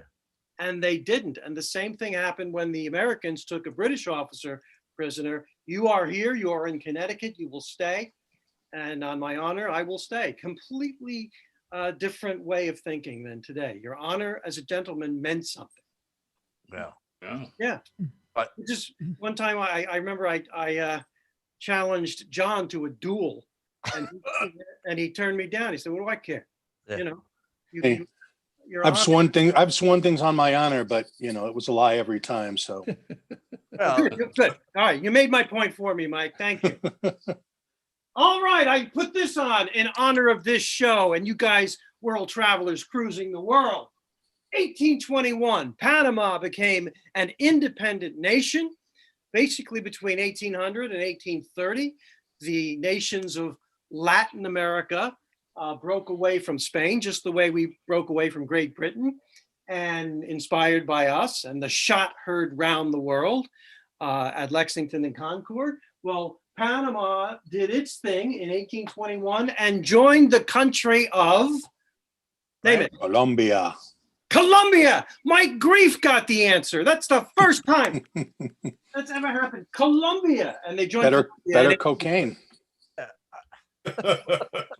That's not what I'm. Yeah, the French wanted to take them over, but they said croissants, Coke, croissants, Coke. They said someday we're going to live in Oregon. We'll go with the Coke. All right, Tom. Well, the Coke helps them eat the croissants faster. I'm going to take the show back now, okay, guys? All right. Hey, Peter, when'd you get here? This next one, and Mike, thank God you're here because you could provide firsthand evidence. Charles Darwin wrote and published his famous book, The Origin of the Species. That's right. In 1859, proving that all humans evolved from lower species of life, like Mike Grief. Yes. Like your and they're sister. they're still arguing that to this day. That's right. I saw the movie Inherit the Wind. Uh-huh. Oh, good. Inherit the Wind. A terrific film about the Scopes Monkey trial in the 1920s. That's a good reference, Mike. But let me ask you a question. When you say all, not all, because we still have plenty of amoebas, things that didn't evolve, right? Yes. But enough about Jersey. You mean like alligators and things like certain things like Jersey? No, actually, after the show the other day, we talked about this, and my friend Jimmy called me and he goes, "That's not correct because we still have apes all over." Not everybody evolved into a human being. Right. And evolution, of course, takes place within plants and animals, and it's not always super exciting. And some of the species, we branched off from, or things branched off, but those species still survived. All right. I want to do a quiz. I want to quiz your understanding of how evolution works. And I see everybody across the top of my screen. I'm going to ask you yes or no. Let me just explain this and I'll ask you yes or no. Say I'm a giraffe. No. You're a giraffe. I'm a giraffe. I spend my whole life reaching for the berries in the highest tree. That's what I do. I'm a giraffe. I meet a female giraffe. She spends her whole life reaching for the berries in the highest tree. We get married. We have a nice ceremony. We have a reception in a place with a high ceiling. And we are a couple. And we have a baby giraffe. Is that baby giraffe going to come out with a tiny bit longer neck? You can't even see it, but it's a tiny bit longer neck, a trait that will be passed down to future generations. And that is how giraffes get their long neck. The answer is either yes or no. Tom? No. John? Yes. Mike? No. Dottie? No. BJ? What about me? I have no neck. You'll never be a giraffe, pal, so stop trying. Is Joe have any berries no. Yeah. No. Joe says no? Yep. The answer is no. That is not how evolution works. It works through survival of the species. And for example, I thought it was evolution of the species. Yeah, survival of the species. For example, if two professional tennis players have a baby, the baby's not going to come out and start to go like this and go, wow, I got a great forehand and a backhand. That's not how evolution works. I'll use the example of the zebra. Who gets eaten first by the lions? The slow zebras. And therefore, they don't live to mating age. And it is the fast zebras that pass along the fast gene to future and the slow ones happen to be the most delicious zebras too. Fred Klett used to do a bit about the zebra is the only animal when the rescue trucks come by, they go, "Take me, I haven't slept in a month." And also the zebras that have the stripes and camouflage, they're the ones who live longer because it's the ones that are easier to see that the lions eat. It's all very, very simple. Sounds it. It sounds it. Yeah. I don't get it. Let's move on. 1874, Joseph Glidden. Hey. You guys, I'm sure you covered him this week, Tom, right? No, we didn't, but didn't. No, but I bought Glidden paint this week for my house. I knew I recognized that name. No. He is the man in 1874 who patented his new invention, barbed wire. Okay? Wow. You know that stuff, Tom, you got in your backyard? Keep your neighbors out. Keep the The white. stuff you have to climb over to get to freedom. Yeah. Barbed wire would affect history incredibly. Number one, it limited the time of the Old West with the cowboys and the open range and the driving cattle from, the open plain. Prairies. The prairie, thank you, to the railroad. To the ocean. Because barbed wire allowed farmers to basically fence in their land and keep their sheep in one area and the cattle in another area, and created range wars. The age of the cowboy and the draw and go get Doc, we can't, he's drunk, and the saloon, that only lasted about 15 years, and it was over by 1885. Largely, Right. barbed wire changed the nature of the West, and then barbed wire became immensely important in warfare in World War I as they lined the front of their trenches with barbed wire. It's not a little thing, but it's a big thing in history, barbed wire. Well, never knew that. Oh, Okay. no. 1942. Make your camera a little bit lower again. 1942. That's John's big job. Well, I like to see what's coming up. Lower left. Guys, Lower left. 1942 was the famous Coconut Grove. Oh, I was getting ready this week. you guys in Florida should know that. Yeah. I was getting ready to do this week, and I'm not kidding. I looked up Coconut Grove, and 4 hours went by. I read all about this. Almost 500 people died in the famous Coconut Grove nightclub fire, 1942 in Boston. And it was completely the Wild West, speaking of the Wild West, all kinds of regulations that a nightclub in Boston should have been following, but they had paid off the police and they were following none of them. For example, the doors opened inward.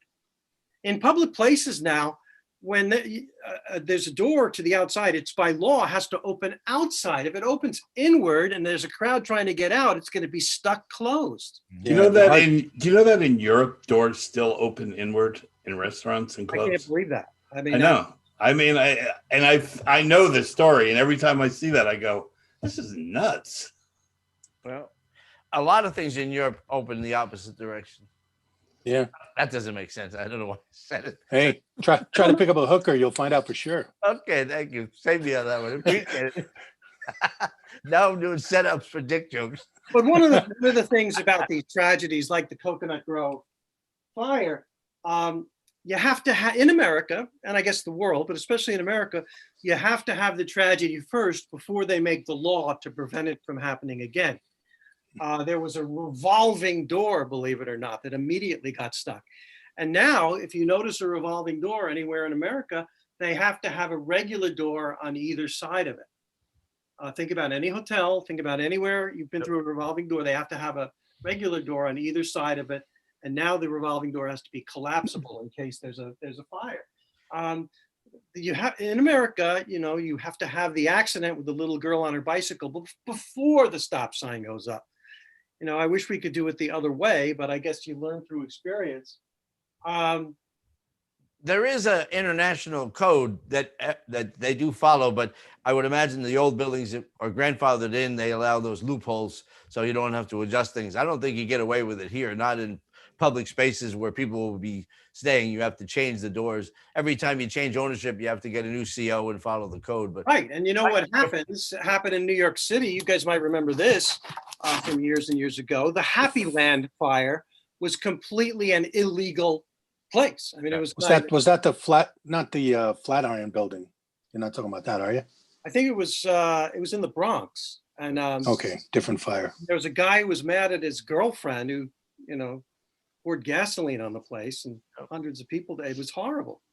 And they didn't have any enough exits because they didn't supposedly officially exist. Nope. Yeah, and there's others. Okay, I will put this on for as long as I live. This next one, I'm never going to forget it. I don't care what young people care about or don't remember. I remember it. 1963 JFK. We don't have to dwell on it. I'm sure you've talked about it a lot on this show. Well, today, yesterday, was it? Yesterday was when he was laid to rest.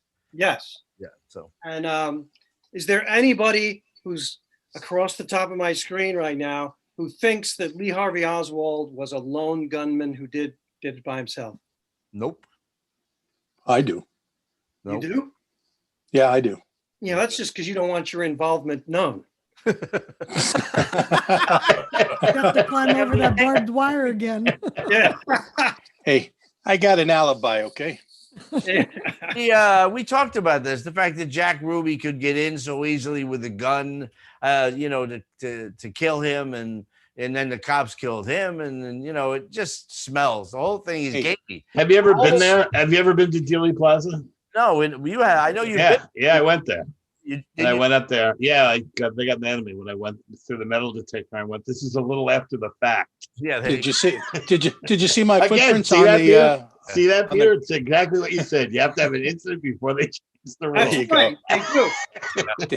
Did you see any footprints on the grassy knoll? Because I smoothed You know them what's out. interesting when you go to the grassy knoll, right? And we've all heard so much about the grassy knoll. There's no anything about the grassy knoll there. It's just a grassy knoll with a piece of fence with graffiti on it and no plaque or nothing. You know what I mean? It's just really like it's kind of like buried in history. Yeah, you think it's going to be larger than life, but right. Go to the Alamo. That place is small. These places that are. I've been to the Alamo. It's great. Yeah, it's a small place. Yeah, I know. Well, this is something. 1963, not that long ago. There's a comedian, and I'm spacing on his name. He's from Chicago, who was a teacher, and he does a great bit. He had an Italian student in class, and he said, who do you think shot JFK? And his student answered, "Hey, teach, I didn't do it." And at back to school night, meet the teacher night, the kid's father came in. And he said, "Sir, when I asked your son who shot JFK, his answer was, 'Hey, teach, I didn't do it.'" And the father goes, "Look, if my son says he didn't do it, he didn't do it." That's right. That's funny. Hey, Pete, do yourself a favor and stop digging into this. Forget about it. Forget about it. Stop digging into it. Forget about it. I saw a comedian, this guy Mike Bent, and he goes, "I was in Dallas and I went to this garage sale," and he goes, "and I bought the actual camera that Zabruta took the movie with," and he takes it out and it's like mounted to the top of a rifle. That's very funny. Super 8. I had a Super 8 camera when I was a kid. Just a little bit of a side trivia with that. My friend Vern was on the air at LBJ's radio station when Kennedy was shot, and the Secret Service showed up and took over that station because they didn't know exactly what was happening at that time. And so they literally came in and guarded that. And my friend is on air, and Secret Service guys are watching him as if he was part of some coup or something like that. It was really kind of bizarre. So, and he just kept on broadcasting the news. So. Well, if you don't believe that what's his name acted alone, what do you think happened, Pete? Well, if I had to bet, there are a number of choices: the CIA, the FBI, pro-Castro Cubans, anti-Castro Cubans, Mafia. husbands could have done. Mafia. The mafia, of course. I believe a rogue element of our CIA is. What about Joe DiMaggio? You think Joe was involved? I think Joe was over that. And I think Joe would have gone after Bobby Kennedy as well. Yeah, that's well, there you go. Long after he cleaned up. And Peter Lawford. I think Marilyn Monroe was a big Kennedy clan fan. Yeah, I hear you. But she was. Or was that a clam fan? Right, Carlo. This is our president we're talking about. You better stay away from Barbara Eden fans. Okay.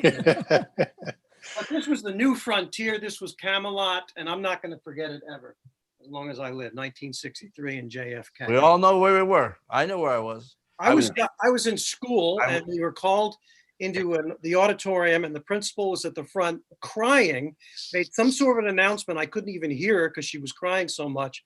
And walking back in the hallway to our classroom it went up and down the line of kids that the president had been assassinated. And I remember what I was wearing, Tom. I was wearing paisley. First of all, nobody uses the word paisley anymore.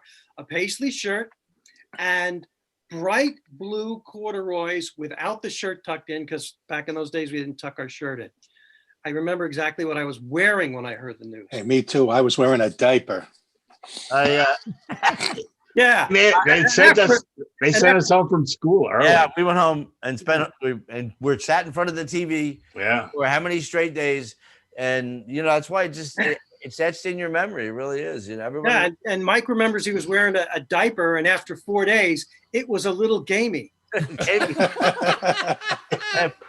that in your knowledge bonnet. That's right. My knowledge bonnet. All right, let's do some birthdays. Okay. Okay. You might have. Did you get this week, Tom? 1887. Boris Karloff. Did you get it? I didn't choose him. Oh, you gotta get it. First of all, huge fan. Huge fan. Yeah. Incredible talent.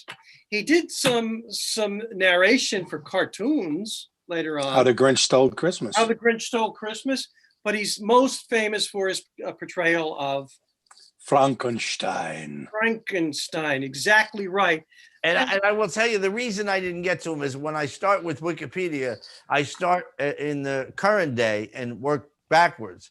And I had so many people, by the time I got to 1900, I didn't get to 1887. So. All right, well, I got to tell you, we are never, ever, ever going to confuse Boris Karloff with another horror actor who was good, but not as good as Karloff. Lon Chaney. Bela Lugosi. That's the one I was thinking. Yeah, okay. Yeah, he was up there with the big three. Yeah. Yeah. Yeah, but I think Karloff was above. Yeah. Right. Well, don't write off Lon Chaney. Lon Chaney was like the man of 1,000 faces. He was he played a lot of different pioneering in makeup and stuff like that. Yeah. I can't argue that. Go ahead. I can't argue that point. No, he's right. He made a valid point. I think the man deserves a little recognition for making that point. Hey. Thank you. Okay. I make sense every now and then. That's the point I was trying to make. I'm so disappointed we didn't have the Essex this week. The what? The Essex. What is I that? thought, Peter, it just made me think when he said he started doing that research on Coconut Grove. And we had the Essex, which was the whaling ship. Oh, Moby Dick. And same thing. I started reading this thing. It was 3 hours of research. I know. It's a lot of fun. All right, I can do some research on the Essex if you want to give me homework. Yeah, it's amazing. It's an amazing story. John doesn't have to give you homework. 1895. Anybody? Does this ring a bell with anybody? Busby Berkeley. Silent movies? Yeah, I do. Silent movies? No. No. The MGM, the Warner Brothers dance movies like 42nd Street. Yes. Lights on Parade. All that stuff. Absolutely. Something you're not telling us, Joe? I'm a dance red hard. That's right. He's a dancer red hard. You should see that head float on top of those legs. No, Joe's upset because the audition didn't get the role. Yeah. But the Busby Berkeley girls were very, very famous in movies, like Joe just said. That shot from above where they're moving their legs and their arms, that was a Busby Berkeley thing. But what I always think about when I think about Busby Berkeley and the Busby Berkeley girls is how society has different standards for what a woman's weight should be. That keeps me up at night too, Pete. Well, go with that. No, because I'm not fat shaming. I'm making a historical point here. Yes. All right. And my point is that in earlier generations, it was okay for women to be heavier. If you look Mae at West is like Mae West, and quite frankly, if you look at a picture of her, like Marilyn Monroe. Right. Okay. And back in history, like in the 1800s and before, in the 1700s, being heavy for both men and women was considered a sign of wealth. Look how much money I have. Look how much food I can afford. And that's why you see in so many of the old paintings by the masters that a lot of the women especially, but the men too, to be fair, are very, very heavy. For example, both Abigail Adams, Dolly Madison is a perfect example of a woman who was Zoftic. That's a great word. Yes. Love her ice cream too. Well, Were they yes, named but Dolly Madison. Danish after her? Yes, because she loved desserts. She was the one who popularized ice cream in America, made it the official dessert at the White House. Yeah. She did not invent ice cream, but somebody did, and she saw it as being great enough to make it the official dessert at the White House, and then it became popular across America at a time before they could make ice. Before they could refrigerate it. Well, yeah, they didn't have refrigerators. They used to try to save ice below ground in the ice house throughout the entire summer. That's absolutely true. My favorite ice cream is Zoftic chocolate chip. Is it really called Zoftic? I know it's Friday. I'm not even here. Zoftic chop. That's a good name for ice cream. Yeah. But in the 60s, that began to change. How many of you remember Twiggy? Twiggy was like anorexic. She was anorexic. And coming out of that, you get the heroin chic, which is a disgusting term, but it was such a thing where the models made themselves super, super thin. Now they say, and there's some truth to it, that you need to compensate. Being on film or video can add 10 to 15 pounds to your appearance. Yeah. And models have to compensate in the opposite direction, which is why you've seen models in real life that look perfect in pictures, but in person, they're a bit skinny. Yeah. Right? Yeah. When I was growing up, I idolized the first supermodel. I believe I'm right on this. And her name was Cheryl Tiegs. Guys, anybody? Yeah. Oh, yeah. Cheryl Oh, Tiegs? yeah. Mm-hmm. Absolutely gorgeous. I had a poster of her on my wall that was sticky. You know that was from Peanut Butter and Jelly, though. Yeah. He's a sandwich. But I was in LaGuardia Airport and I saw Cheryl Tiegs walking in the airport. And she looked too skinny. She didn't look good. Yeah. And no, when they don't have makeup on too. I have to inject one word into this conversation.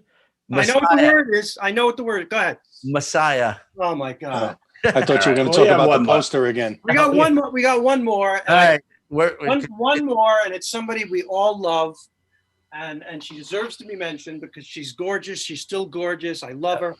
And 1945, This Week in History, Goldie Hawn. Sock it to me, baby. So I did the show with George Slatter, and he told me that Goldie Hawn came in for the audition, and he gave her the script, and she read it 5 times and couldn't get through it without giggling her head off.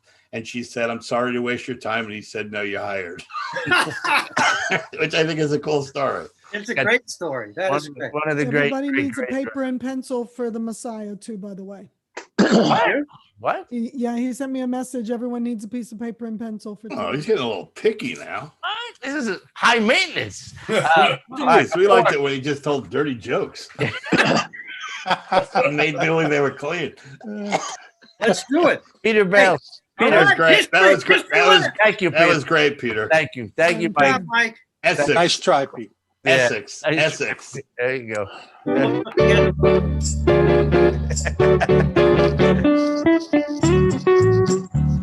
And we go from a history lesson to one of the funniest guys in the planet, here to tell jokes to our cruise director, jokes he feels he could get away with on a cruise ship. The one and the only Jackie, the Joke Man Marling.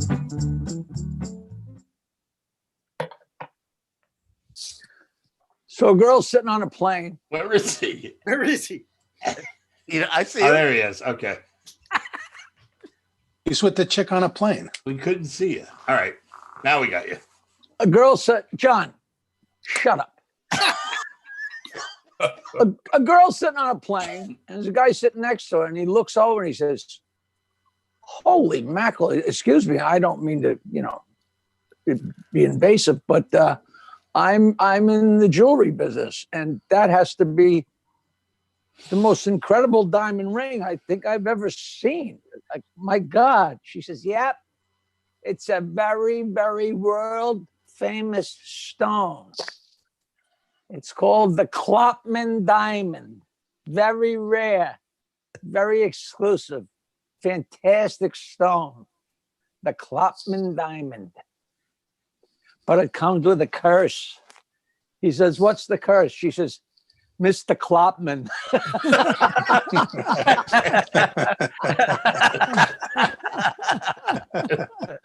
I love that joke. So the guy is in a huge supermarket, gets separated from his wife. He goes up to a woman who's really built. He says, excuse me, can I talk to you for a few minutes? She says, sure, but why? He says, I can't find my wife. And anytime I'm talking to a woman with a shape like yours, she seems to appear out of nowhere. The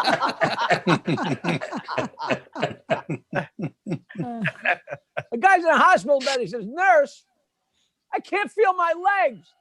She says, that's because we amputated both your arms. A reindeer goes into a bar and orders a martini. Bartender gives him a martini. Reindeer gives the bartender a $50 bill. The bartender comes back and puts $28 change on the bar. The reindeer drinks the drink and picks up his change and starts walking out the bar door. And bartender says, hey, pal, I didn't mean to seem unfriendly, but I was a little taken aback. We don't get a lot of reindeers in here. The reindeer says, at these prices, you ain't going to see a lot more either. Guy goes into the drugstore and says, the girl behind the counter, I need to buy some toilet paper. She says, what color? He says, give me white. I'll color it myself.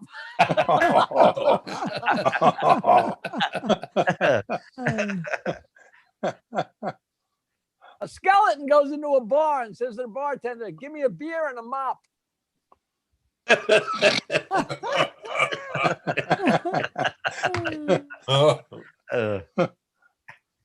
Your wife is barking at the front door and your dog is barking at the back door. Which one do you let in? The dog, because he stops barking after you let him in.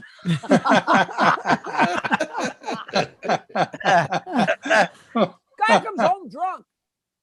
His wife's asleep under a blanket on the couch, and he's loaded. He takes off his clothes, climbs under the blanket, has sex with her, and he gets up, stumbles into the bathroom, and his wife is sitting on the toilet bowl.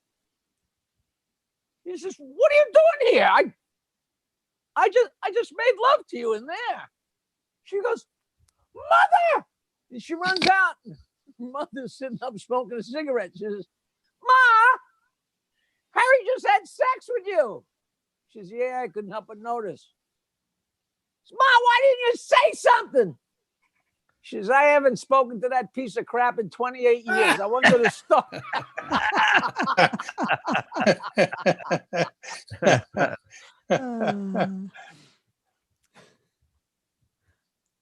So a ship full of blue paint crashes into a ship full of red paint, and both boats sink.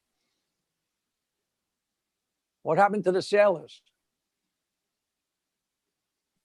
I don't know what. They were marooned.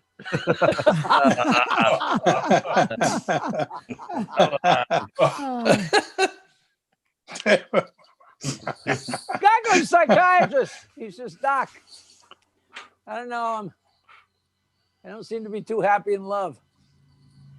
He says, well, my friend, what are you looking for in a woman? He says, big boobs. He says, no. Seriously. He says, seriously, big boobs.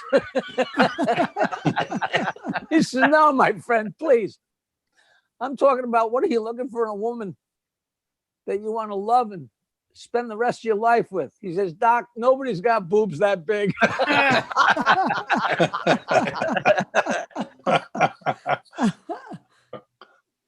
So a guy goes on a date to a very expensive, very fancy Chinese restaurant. And they sit down and have dinner. And when they're done, the waiter comes home and says, "Oh, how you like your meal?" The guy says, "Well, to tell you the truth, the chicken was very rubbery." He says, "Oh, thank you. And your date, she very rubbery too." I did that joke on the ship for 100 years. I never heard before. Guy goes to confession and he says, "Father, I don't know quite how to say this. Sometimes when I'm in the throw of sex with my wife, I fantasize that it's one of the nuns." He says, "My son, it's not a big deal. Sometimes when I'm having sex with one of the nuns, I fantasize it's your wife." That won't work. So this girl hears about this guy that's in the home for the criminally insane, that he's an incredible gardener. And she does stories for Better Homes and Gardens. She figures she'll check it out. So she goes to the home for the criminally insane, looks up this guy, and they say, "Oh, that's Charlie. Yeah, he's in charge of the grounds." And he says, "Sure, lady, come on, I'll take you." And they're walking around the grounds of the home for the criminally insane. And she is flabbergasted. Every flower is labeled with the name and the Latin name. Every tree, the name and the Latin name. The gardens are manicured perfectly. The grass is so perfect. The trees are pruned. It's the most spectacular grounds she's ever seen. She says, this is incredible, Charlie. You are a major talent.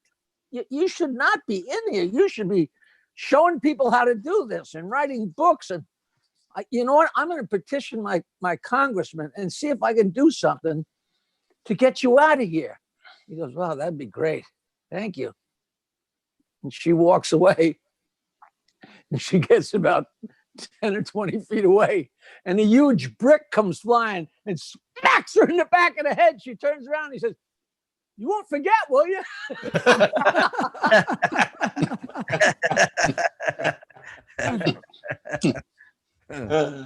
So those are my jokes. I have one bonus joke that you have to figure out, and then I will tell another one, but it's another one of those ones. Like some of these you heard before, but I don't really know which ones you might have heard before.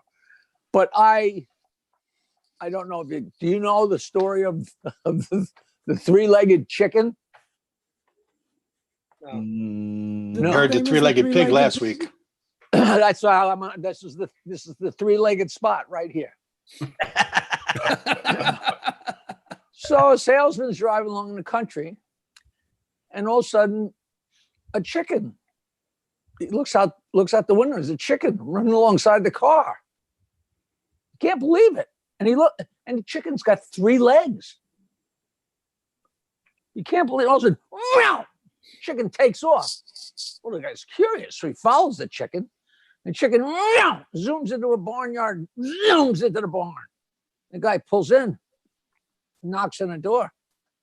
The farmer says, "Hey, excuse, I got to tell you, there's a chicken in your barn. I was driving, and all of a sudden I looked, and there's this 3-legged chicken alongside me, and he took off like a shot, and he ran into your barn." And the farmer says, "Well, yeah. He says, "No, but he's got 3 legs." He says, "Well, yeah." He says, that's how we breed them.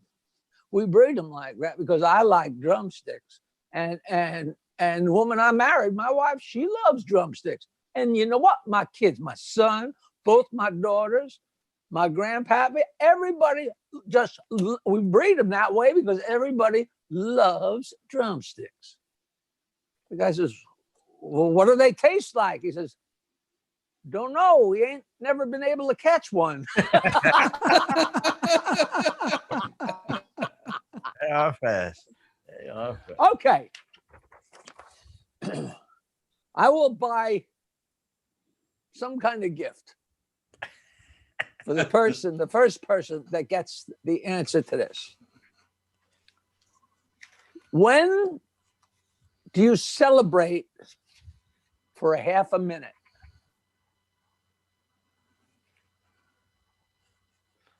Yeah.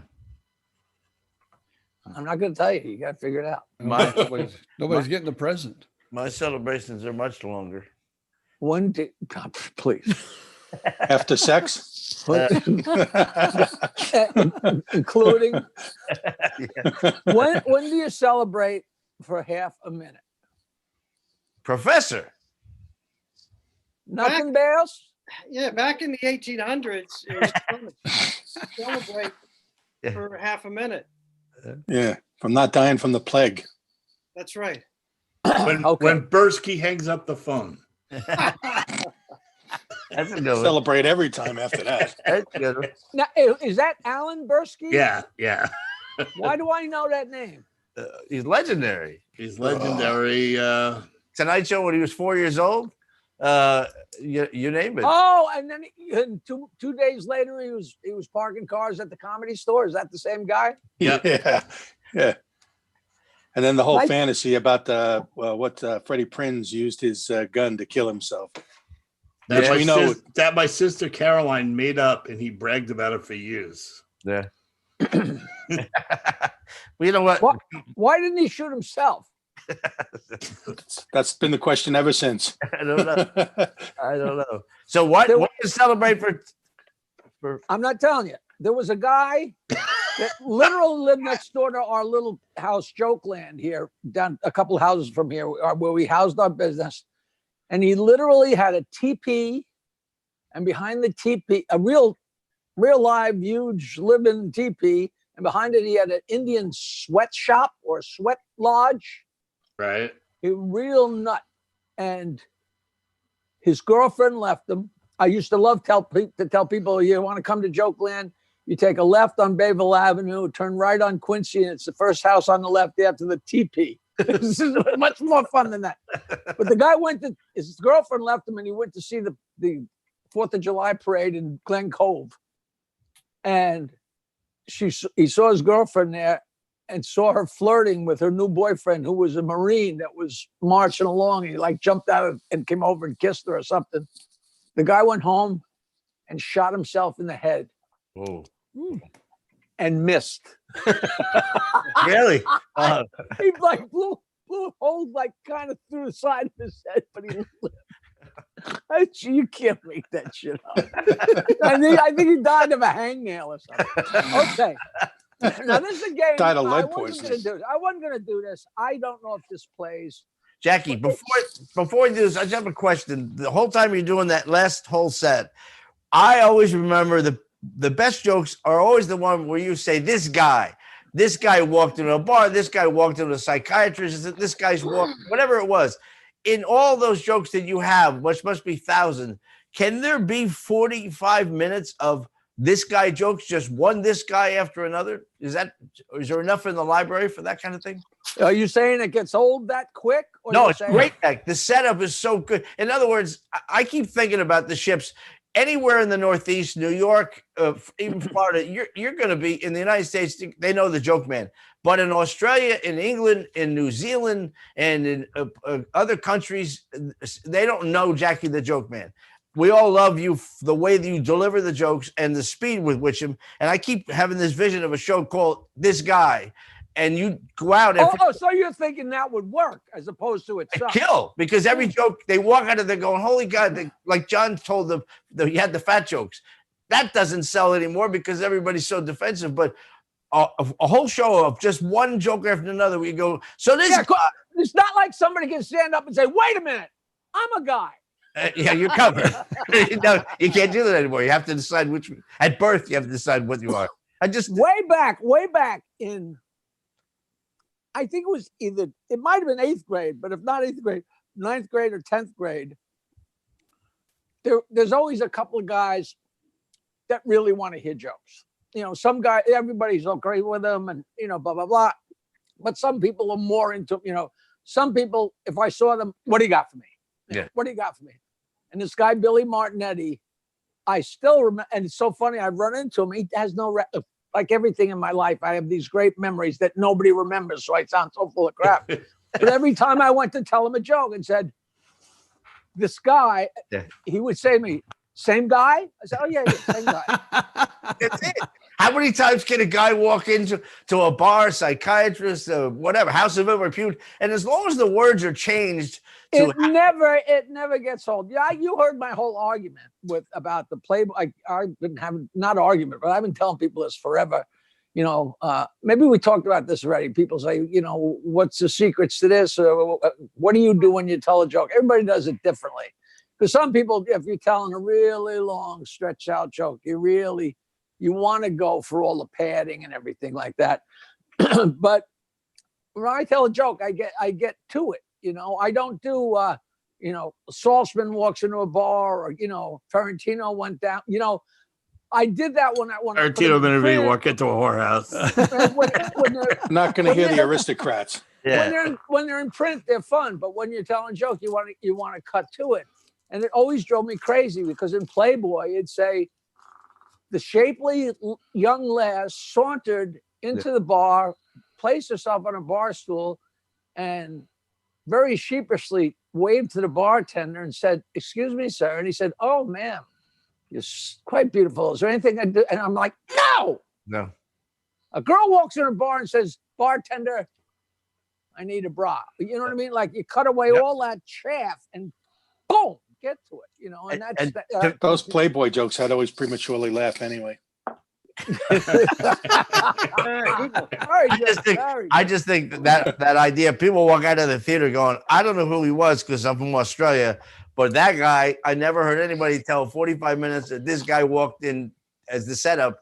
It's so, but you have to know all those jokes, most people, and you have to deliver them that quick. So just something to think about. Anyway. No, I like it, and I would try it, like I just put together like 30 or 40 jokes. I actually wrote out the script, like wrote out the text because I want to memorize it. And not that I really need that, of course, but I just want boom to make a tape for that guy, that cruise ship guy, but not just for him, just like for you guys to see if it plays, and like if it's boom, boom, boom, boom, boom, boom, boom, and you say, no. Oh, no, it'll work. Not the joke about the hairy vagina. That's not a good one, No. But Jackie, did you ever do a version of the Aristocrats? You're kidding, right? No. Maybe you're famous for that. I don't know. No, it does, but it has to be, isn't it told by many people? Yeah. Yeah, but everyone has their own version. I have such a history with that joke. When I was in Florida, and like John, do you know a magician named Martin Lewis? Yeah, sure. Yeah, I do. So me and Nelson and Adam Leslie are in the Fort Lauderdale comic strip, and Martin Lewis is the other act. And one night he tells the Aristocrats in the car, and we die. And right after that, he told the joke about the Colonel with the tiger coming out of the underbrush. You know that joke? No. Well, let me just say, so and it immediately becomes my favorite joke. So I'm telling this joke and just, having so much fun with it because you get filthy, but I'm a joke teller. So you can't pad it too much because it kills the joke. The movie was such horse crap because you don't go on and on and on and on. That's with the Shaggy Dog story.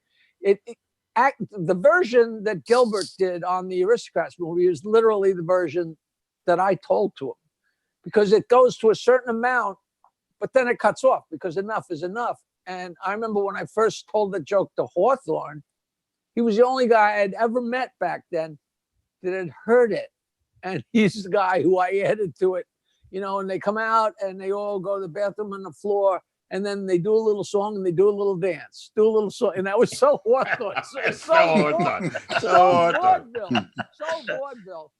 So meanwhile, I had written to this guy a couple of years before, the guy Gershon Legman, who's prominently featured in the Aristocrats movie. I got his book because we're looking for jokes for our band, and I saw this crazy big book, buy these 12 books for 99 cents. And one of them was called The Rationale of the Dirty Joke. And I'm like, I got 99 cents. So I sent for it, and I get this big, thick book that has every joke you've ever heard in your life. But the guy's so pedantic and goes on and on about why and where and everything. But he was kind enough to put the jokes in italics. And it turns out it's the second volume of a 2-volume series. This is like 1977. And I look at the intro, it's like 30 pages. At the end of the intro, Gershon Legman, and had his address in France. Just like with Howard, just like with Rodney, just like with everybody, I put my cassettes of jokes. I wasn't a comedian. I was telling jokes and, in my band, jokes and what I had typed out, and put them all in an envelope and sent them to this guy and said, listen, I don't know who you are, but I don't have any idea where to find volume 1 of your 2-volume set. And like always, a couple of weeks later, I get this nice letter. Wow, I enjoyed all your stuff. You're great. You're fantastic. I'll tell you what, I got 2 copies of the book. I don't need 2. Send me $18. So I sent him $18, and he sent me back volume 1 of Rationale of the Dirty Joke, autographed to me by this guy. And it's so big and so thick that you can only read, it's like the Bible. You can only read 10 pages at the most because it's OD. Yeah. And after I heard the Aristocrats joke, at some point, I finally am looking, sometimes you go to the end of a book. I went to the end of volume 2, and the last joke on the last page of volume 2 of Gershon Legman's book was the joke, The Aristocrats. And his complete thing, his thesis was that you are totally defined by what you think is funny. A person is defined by what they find funny. And he said this next joke was told to me by a guy who was raised in squalor by parents that constantly battled for 40 years, but stayed together for the good of the children.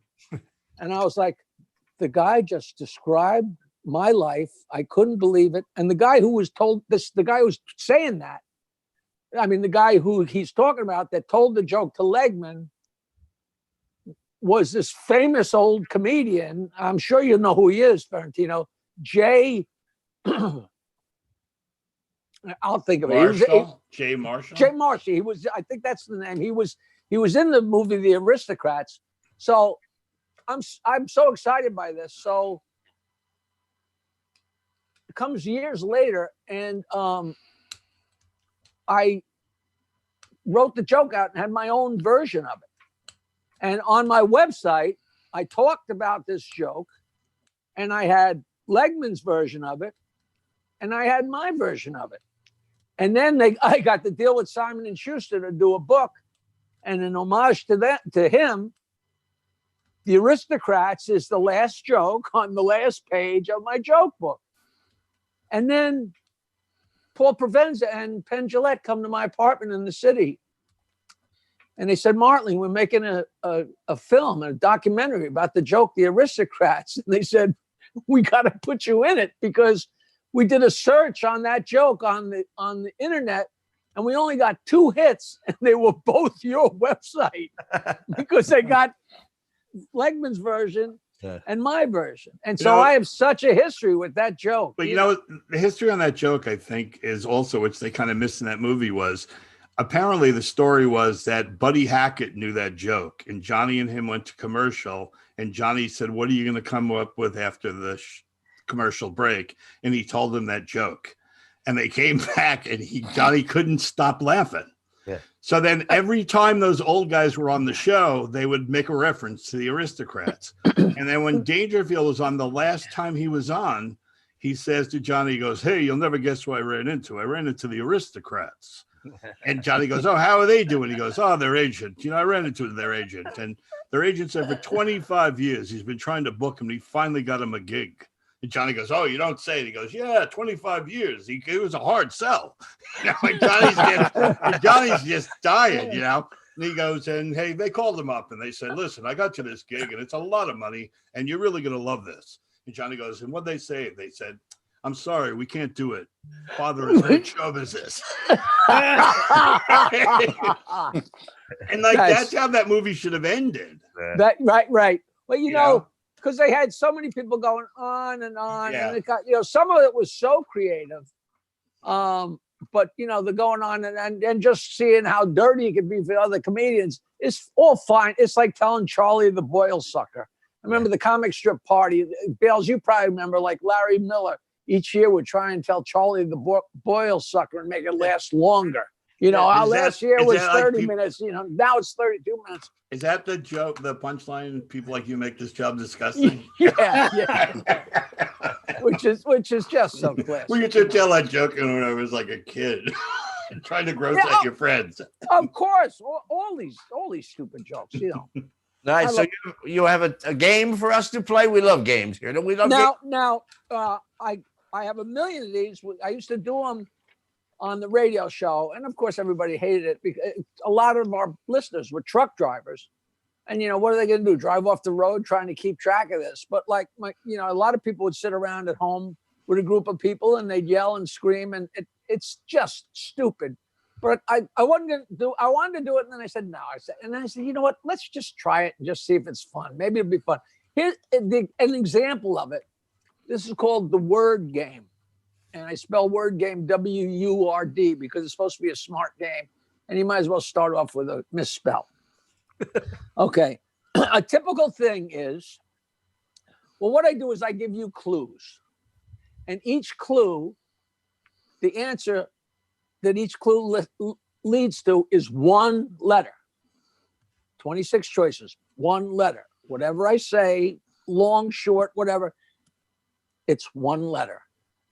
We do a bunch of these clues, and at the end of you have all of these letters, and then I ask you to unscramble these letters, maybe get rid of one, and give you a clue as to what the word is, and whoever gets the word.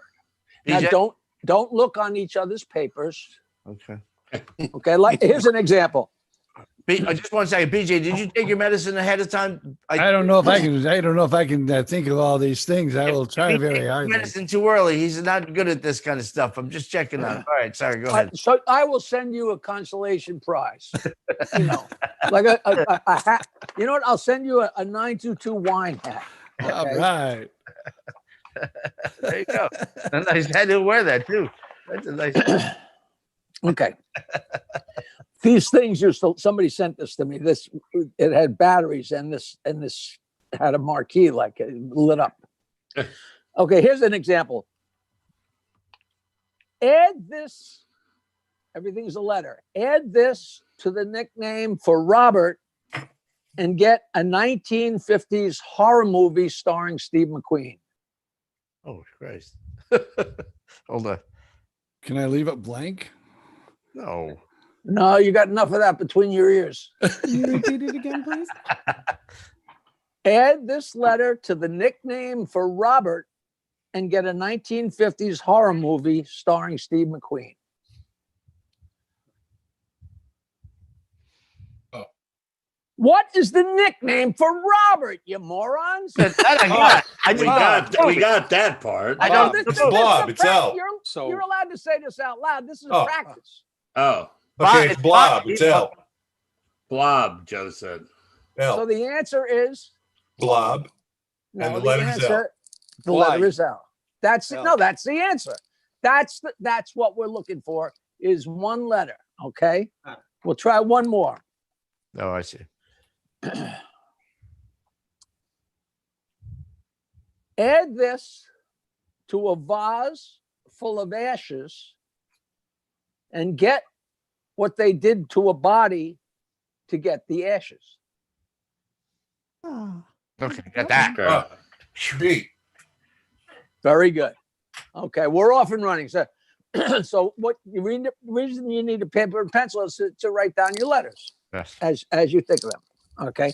And we will not crawl along. We'll do it for a certain amount, and then we'll move to the next clue. You ready? Yes. Ready. BJ. The winner gets a case of Trojans. All right. Perfect. You, like I'll use those. yeah. They're black ones. Oh, okay. You don't need them when you fuck yourself. You gotta have some respect for the dead. This is the word game number 1 for the big broadcast. Okay. Okay. I'm ready. Knock, knock. Who's there? The silent first letter. Don't say it. Okay. You learn the 3 of these in grammar school.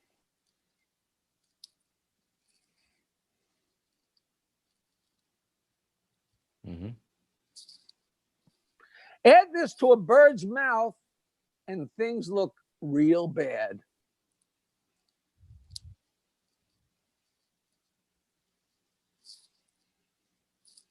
This one's for Bales.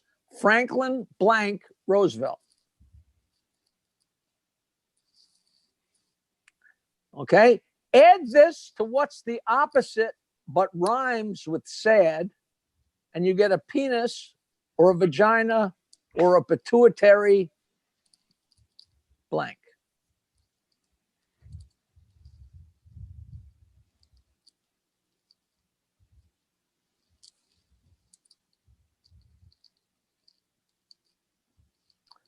Twice in intelligence, but never in elf. Huh? I've been saying that the whole game. What is that one again? I'm sorry. Twice in intelligence, but never in elf. Elf? Oof. Every clue applies to a single letter. Twice in intelligence, but never in elf. All right. Now lose the letter that starts the word for women who love women. Unscramble and be left with the most favorite of all holiday pastimes.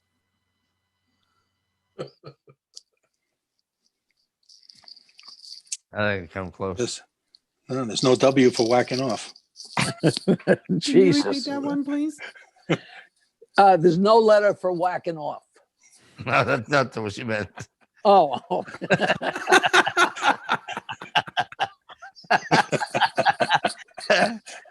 No, Froggy.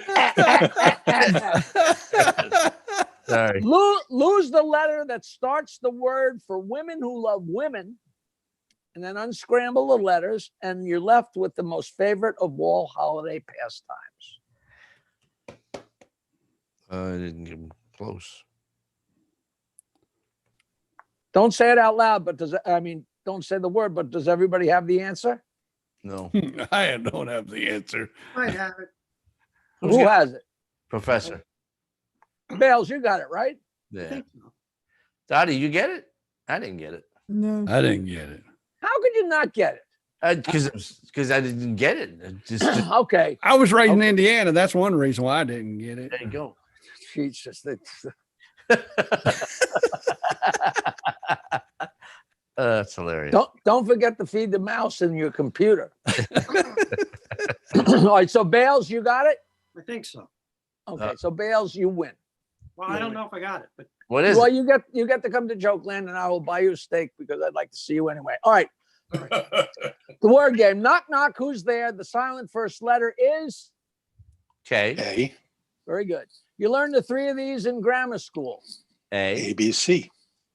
The No. 3 R's. writing literature. That's why. Add this to a bird's mouth, and things look very bad. Bleak L. L, Franklin. D, Well, add this to what's the opposite but rhymes with sad, G. and you get a penis or a vagina or a Oh. pituitary Gland. So what's the G. letter? G. G. No. No, N. N. The opposite, N. but rhymes with sad, is glad. Yeah. You add this letter to glad, and you get a penis or a vagina or a pituitary Gland. gland. Twice in intelligence, but never an elf. That I can get. I. What letter is twice in intelligence? Okay. What is it? I. There's two L's Oh. and there's two I's. So what's never an elf? I. So it's I. So Yeah, I lose got the letter that starts the word for women who love women, which is L. And you're left with KRDNI. And scramble it. And the most favorite of all holiday pastimes is what, Bales? The drink. Drink. There you go. How did I miss that? I got it. I got it too. too. I got it too. I just didn't I want was to looking brag. for a holiday. Is it too stupid? Is it too boring? No, and I'll tell you the truth. I'm sure that I know people that are watching right now are drinking and looking at this, and they're going to be talking about it later. You know? It's fun. It's a goofy thing. All right. When do you celebrate for half a minute? I'll tell you next week. How do you keep a moron in suspense? You tell them next week. I don't get it. Neither do I. You will next week. Remember that? That was an old joke. What's between the floor and the ceiling? The Daily News. I don't get it. Me neither. I get the Times. All right. This guy walks into. I think just think about it, because ships are going to start back up but not until March or April anyway. So, but we'll A get. guy walks into a bar. That's it. This guy, all this. That people walk out of the theater. John, I don't know, maybe, but they walk out of the theater and all they do is say to the wife, "I can't believe that guy knows that many this guy jokes," and they won't remember one of them. When the next day they'll go, they'll be coming up to you, bothering you, going, the fourth this guy joke, not the third one. I remember the third one. But they all translate. So many jokes I've changed. They're like either old things that I came up with from my act or some weird, and if you make them into a guy talking to a bartender, they become a joke. Yeah. Or you can make them more. I love that. The guy, a classic blonde joke or classic Polish joke, but the guy says to the bartender, "My daughter's an idiot." He says, "Why do you say that?" "Oh, she can't afford vanity license plates, so she changed the name to BX497. That's hysterical. But that's not a guy walks into a but all of a sudden it's a guy walks into a bar. Yeah, that's right. You know what? It's Mr. Dunahee talking to Joe the bartender. That's all it is. That's a great joke, though. All right. Well, we didn't ask you, how was your Thanksgiving? I've asked everyone else. It was my niece wanted to do it outside. And outside. I said, that's a great idea. We never know what the weather's going to be. I said, you know what? I knew these people years ago that used to deep fry their turkeys. Mm-hmm. And she goes, you know what? That would be so perfect. And it turned out that our guy down the street, the local pastor, not the local pastor, but it's like the dean of Garden City, who's my niece's best friend, Michael Sniffen, him and his wife have a deep fryer. So they set up a deep fryer and we deep fried a turkey, like lowered it into the oil. It was just spectacular. It was me and Barbara and my sister and her husband and my niece and her husband and my nephew. And it was just so perfect. It was all outside. The twins couldn't have been happier, What was the temperature? I'd say it might have been 60. It might have been 50. It started getting a little chillier and chillier. They have an outdoor heater and he made a fire, but that doesn't do a lot. It looked like it was raining, and it looked like it was raining in New York. No, we didn't have any rain. It rained in the city, though. In the parade, it was raining. Yeah, and they give percentages like when they say that 30%. Why don't they just write "we don't know"? Well, you should live in Florida. You talk about they don't know. It comes out of nowhere. Out of nowhere. Yeah, no, I remember that. Like it's raining buckets, and 2 minutes later the sun's shining and make you nuts. I mean, I've literally had it rain in my backyard, not in the front yard. Yeah. It's crazy in Florida. Don't brag about how big your house is. I gotta say, he has a No, big it's not a big house. It's not a big house. The point is, it's not. That's a better joke than what I was telling. It's not a big house. Of course it was. No, it's a small house and a big lot. That's what you need. That way it goes. I have no idea. How many times have you been driving down the road in Florida and it's pouring, and then you get to one part of the road, it just stops and it's dry? Or it's like a Like wall. Yeah, it's like a wall of rain. Like a tornado. All right, well, I've actually had rain in my house. yeah. I had a marriage like that. I'm talking about a science experiment. The best joke of the day to me was the diamond joke. I don't know that I've ever heard that joke. It comes with a curse. That's Barbara's favorite joke, and that was her father's favorite joke. And there's a million ways to tell that joke, but the name Klopman is just, for some reason, so perfect. Yeah. Oh, yeah. And it's a great switch. You just don't know where it's going. You don't sit, it comes out of nowhere, and that's the kind, to me, that's the kind of joke that's absolutely perfect for a cruise. You know what I mean? Like it's crazy, and it's for all practical purposes, it's a joke about a whore, but not really. You know what I mean? No, the name makes it. Jerry Seinfeld wrote a joke. I remember I was there about two horses in a horse trailer, and a horse trailer where their asses stick out. And one horse turns to the other and says, "Bill, do you feel a draft?" And that was the punchline. And I said, why are you picking the Bill? And he goes, "That's the only name that will work." I go, "What about Bob?" He goes, "Bob wouldn't work for that. I couldn't use Bob. The horse has to be Bill." It really is important what name you choose. And then you could go into the whole thing about it starts with a K, et cetera, et cetera. But I know what you're talking about, Yeah, but I mean, Johnson would not work for that joke, Jackie, about the curse. It just wouldn't. No, it's too no. milk toast. It doesn't fit the dialect. It comes right, and even like Mr. Schwartz making him Jewish. It's that they like that Klopman has some kind of weird air to it. Like is it German? Is it Jewish? Oh, it actually sounds like it'd be a curse. Yeah. You know what I mean? Yeah. It's not like a common name. The guy named Klopman would be annoying. You'd have to be with that name. Right.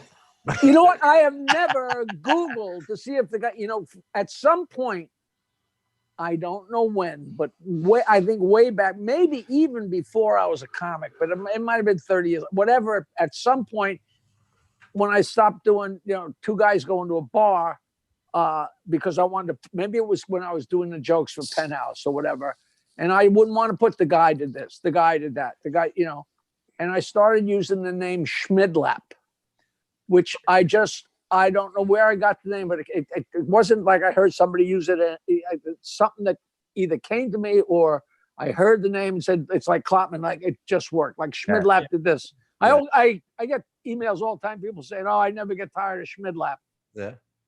And here it is, 40 years later, Schmidlap is the mayor of Center Island. What are the odds? I'm like, I hope this and that's guy his first name. For decades, I'm just taking shots at Mr. Schmidlap. Oh, God.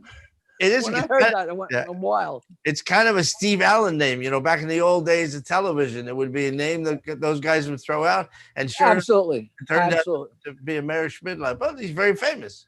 He's well known, Mr. Schmigma. I told you guys this. Somebody told me, for whatever reason, I went on and watched an old Steve Allen, which I loved. I got to know Louis Nye for 5 minutes back with Rodney, and like, hey, I was there at that party. Oh, do you remember that? We're sitting there, all of us, and Louis and I was sitting alone. I said, "Come on, you guys, let's go rap to Louis Nye," and everybody's like, "We don't want to bother him. We don't want to bother him." I said, "You know what? I'm sure he would love nothing better than to be bothered." And we went over and said, "Hey, Louis, And he did what? Did he talk for 2 hours, Peter? He went on and great. on and on, and we were just enthralled, you know. But there was an old Steve Allen, you know, with Dayton Allen playing Groucho Marx, and it was like a mob takeoff or something. But I was screaming. But Steve Allen is Peter Bales. Every time Steve Allen was on camera, I'm like, that's Bales. Yeah. You know, it was so funny and very as a compliment to, you know. Oh, yeah, he's great. And Steve Allen would always say, you know, we're going to welcome Mr. Schmidlap. And if you've ever had your Schmidlapped, you know how painful that could be. Absolutely. He was that all the time. And every time he did it, didn't matter what he said, I'd laugh because it was. Oh, did he use that? You're talking about just in general, a word, a word like that. Whatever the word was, you know, we just had it happen something earlier. He would take it and say that. It would skim, borderline skim lewd, but not lewd at all. Yeah. You know, like Louis Nye was like a horny homosexual, but he only did it with his eyes. You know what I mean? Like, hi, host Steve Areno. You know, like, oh my God. That's hard work just doing it with your eyes. And I remember looking at Don Knotts and saying, this guy's hysterical, but like after this, what's he got? He got nothing going, you know, the skinny, nervous guy. And all of a sudden, you know, and you know, he was a womanizer, which is, I think, the greatest. Really? Don Knotts and Curly with two pussy hounds. Yeah. Curly. Yeah. How come we don't hear this stuff from you, Professor Bales? Yeah, Pete. It sounds like every time Jackie did something interesting, you were there, but you hide it so well. We get the fact that Panama went independent today. We didn't get the fact that Louis and I would take you apart with his eyes. Well, I remember that party Jackie's talking about because I was staying with Louis Nye in his room. Yeah. Got shiplapped that night. Oh, there we go. That was one of the greatest scams that I ever pulled. I had never worked at the comic strip because it was brand new, and I knew it had opened, and it was Easter time of 1980, and I was with Rodney at the Bahia Mar for a week before we went to Las Vegas, where he was working. I had talked him into bringing me with him. His daughter was down there, his son, his daughter's friend, and we're hanging out, having a great time. And I said, you know, there's a new comedy club just opened up. Oh, yeah. He says, come on, we're going to see Louis Nye. So we all pile in the car to go see Louis Nye's one-man show somewhere in Lauderdale or Hollywood, wherever it was. And I had said to Rodney, you know, why don't you go to the comedy club? He says, well, you know, we got to ask Louis, you know. So we go backstage, talk to Louis. And Rodney says, hey, Louis, you know, there's a club we think we might go to. And Louis and I was so all over it. So we pile into the car. It's already crowded. It's Rodney's daughter, her friend, his son, Brian, and me and Louis Nye and Rodney. And I'm driving. No idea where I'm going. And Bales, I know you remember A1A. Oh, yeah. 1980 during spring break. And I'm lost. And we are on A1A right by the elbow room in the thick of spring break. And I got Louis Nye and Rodney Dangerfield in the car. And I'm telling you, if any of those kids had seen Rodney Dangerfield, I mean, he wasn't as big as he became, but he had gotten really big because of the Miller Lite commercials. And I was sweating and freaking out. I mean, we're crawling. Eventually, we got out of there and we got to the comic strip. And I'll never forget because I walked in and behind me, Rodney came walking in. And I remember Paul Reiser's eyes popped out. And then behind Rodney was Louis Nye, which really made the whole thing just surreal. Yeah. And I'll never forget because Reiser looked at me and said, you arranged this? So it's Bales and Bob Nelson and Larry Miller and Glenn Hirsch, Dennis Wolfberg. Wow. It's a gang from heaven, and it's unbelievable. And I'm staying with Rodney, and I say to the guys, you know what? You really should come over to the pool and hang out. on Sunday. Sunday's Easter. Come on over and hang out. And they're like, wow, that'd be great. And I said, yeah, it'll be fun.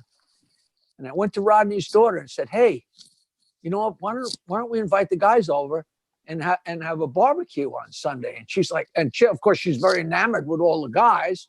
And she's like, oh, that'd be so much fun.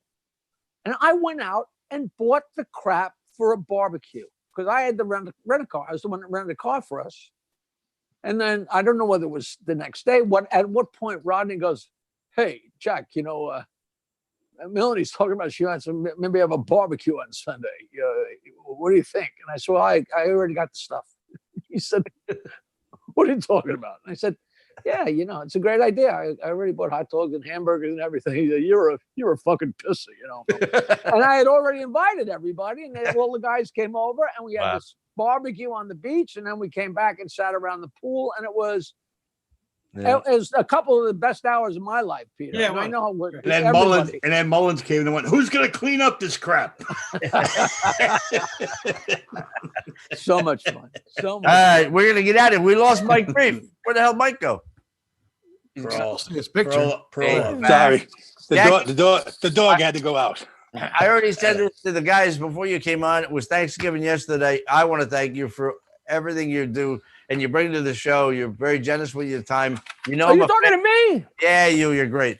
And I hope we can make this thing work with Ships. I really do. People will love you. They'll love being around you. And, you know, it's a great life out there. You do a couple shows and you see the world. And I'm not talking about the Caribbean. I'm talking about hanging out in Italy or, you know, in Scandinavia. When do you celebrate for a half a minute?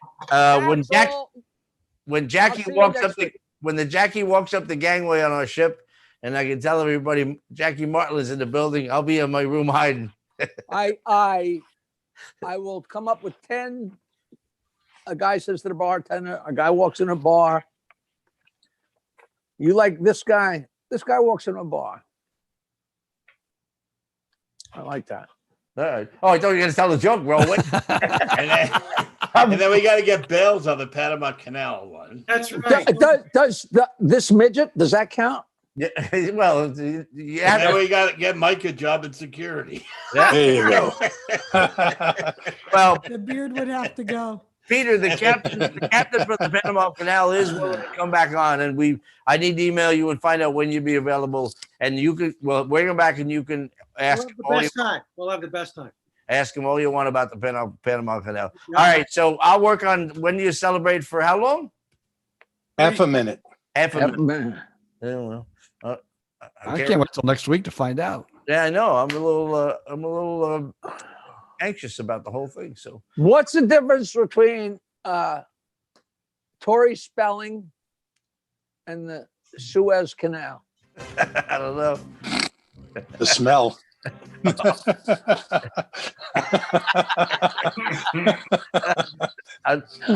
and that's correct. All right. We say thank you to Jackie the Joke Man, Martin, Mike Reed. Oh, Cameo.com. Oh, hell yes. Cameo.com. It's on the front page of our website. It's worth every penny. Send a gift. Christmas. Come on, Hanukkah. Send a gift of Jackie the Joke Man, Martin. He'll customize it. He'll talk about your relatives. He'll tell off your father-in-law, whatever the hell you want. Am I right? We'll do the Klopman Diamond. That's a great All right. All right. Everybody. Thank you, guys. Thank you. Thank you. Thank you, Joe Silky. Bye, everybody. Thank you, PJ and John Ferentino. Have a great weekend. See you Tuesday. Thank you, Dottie. I love you, Dottie.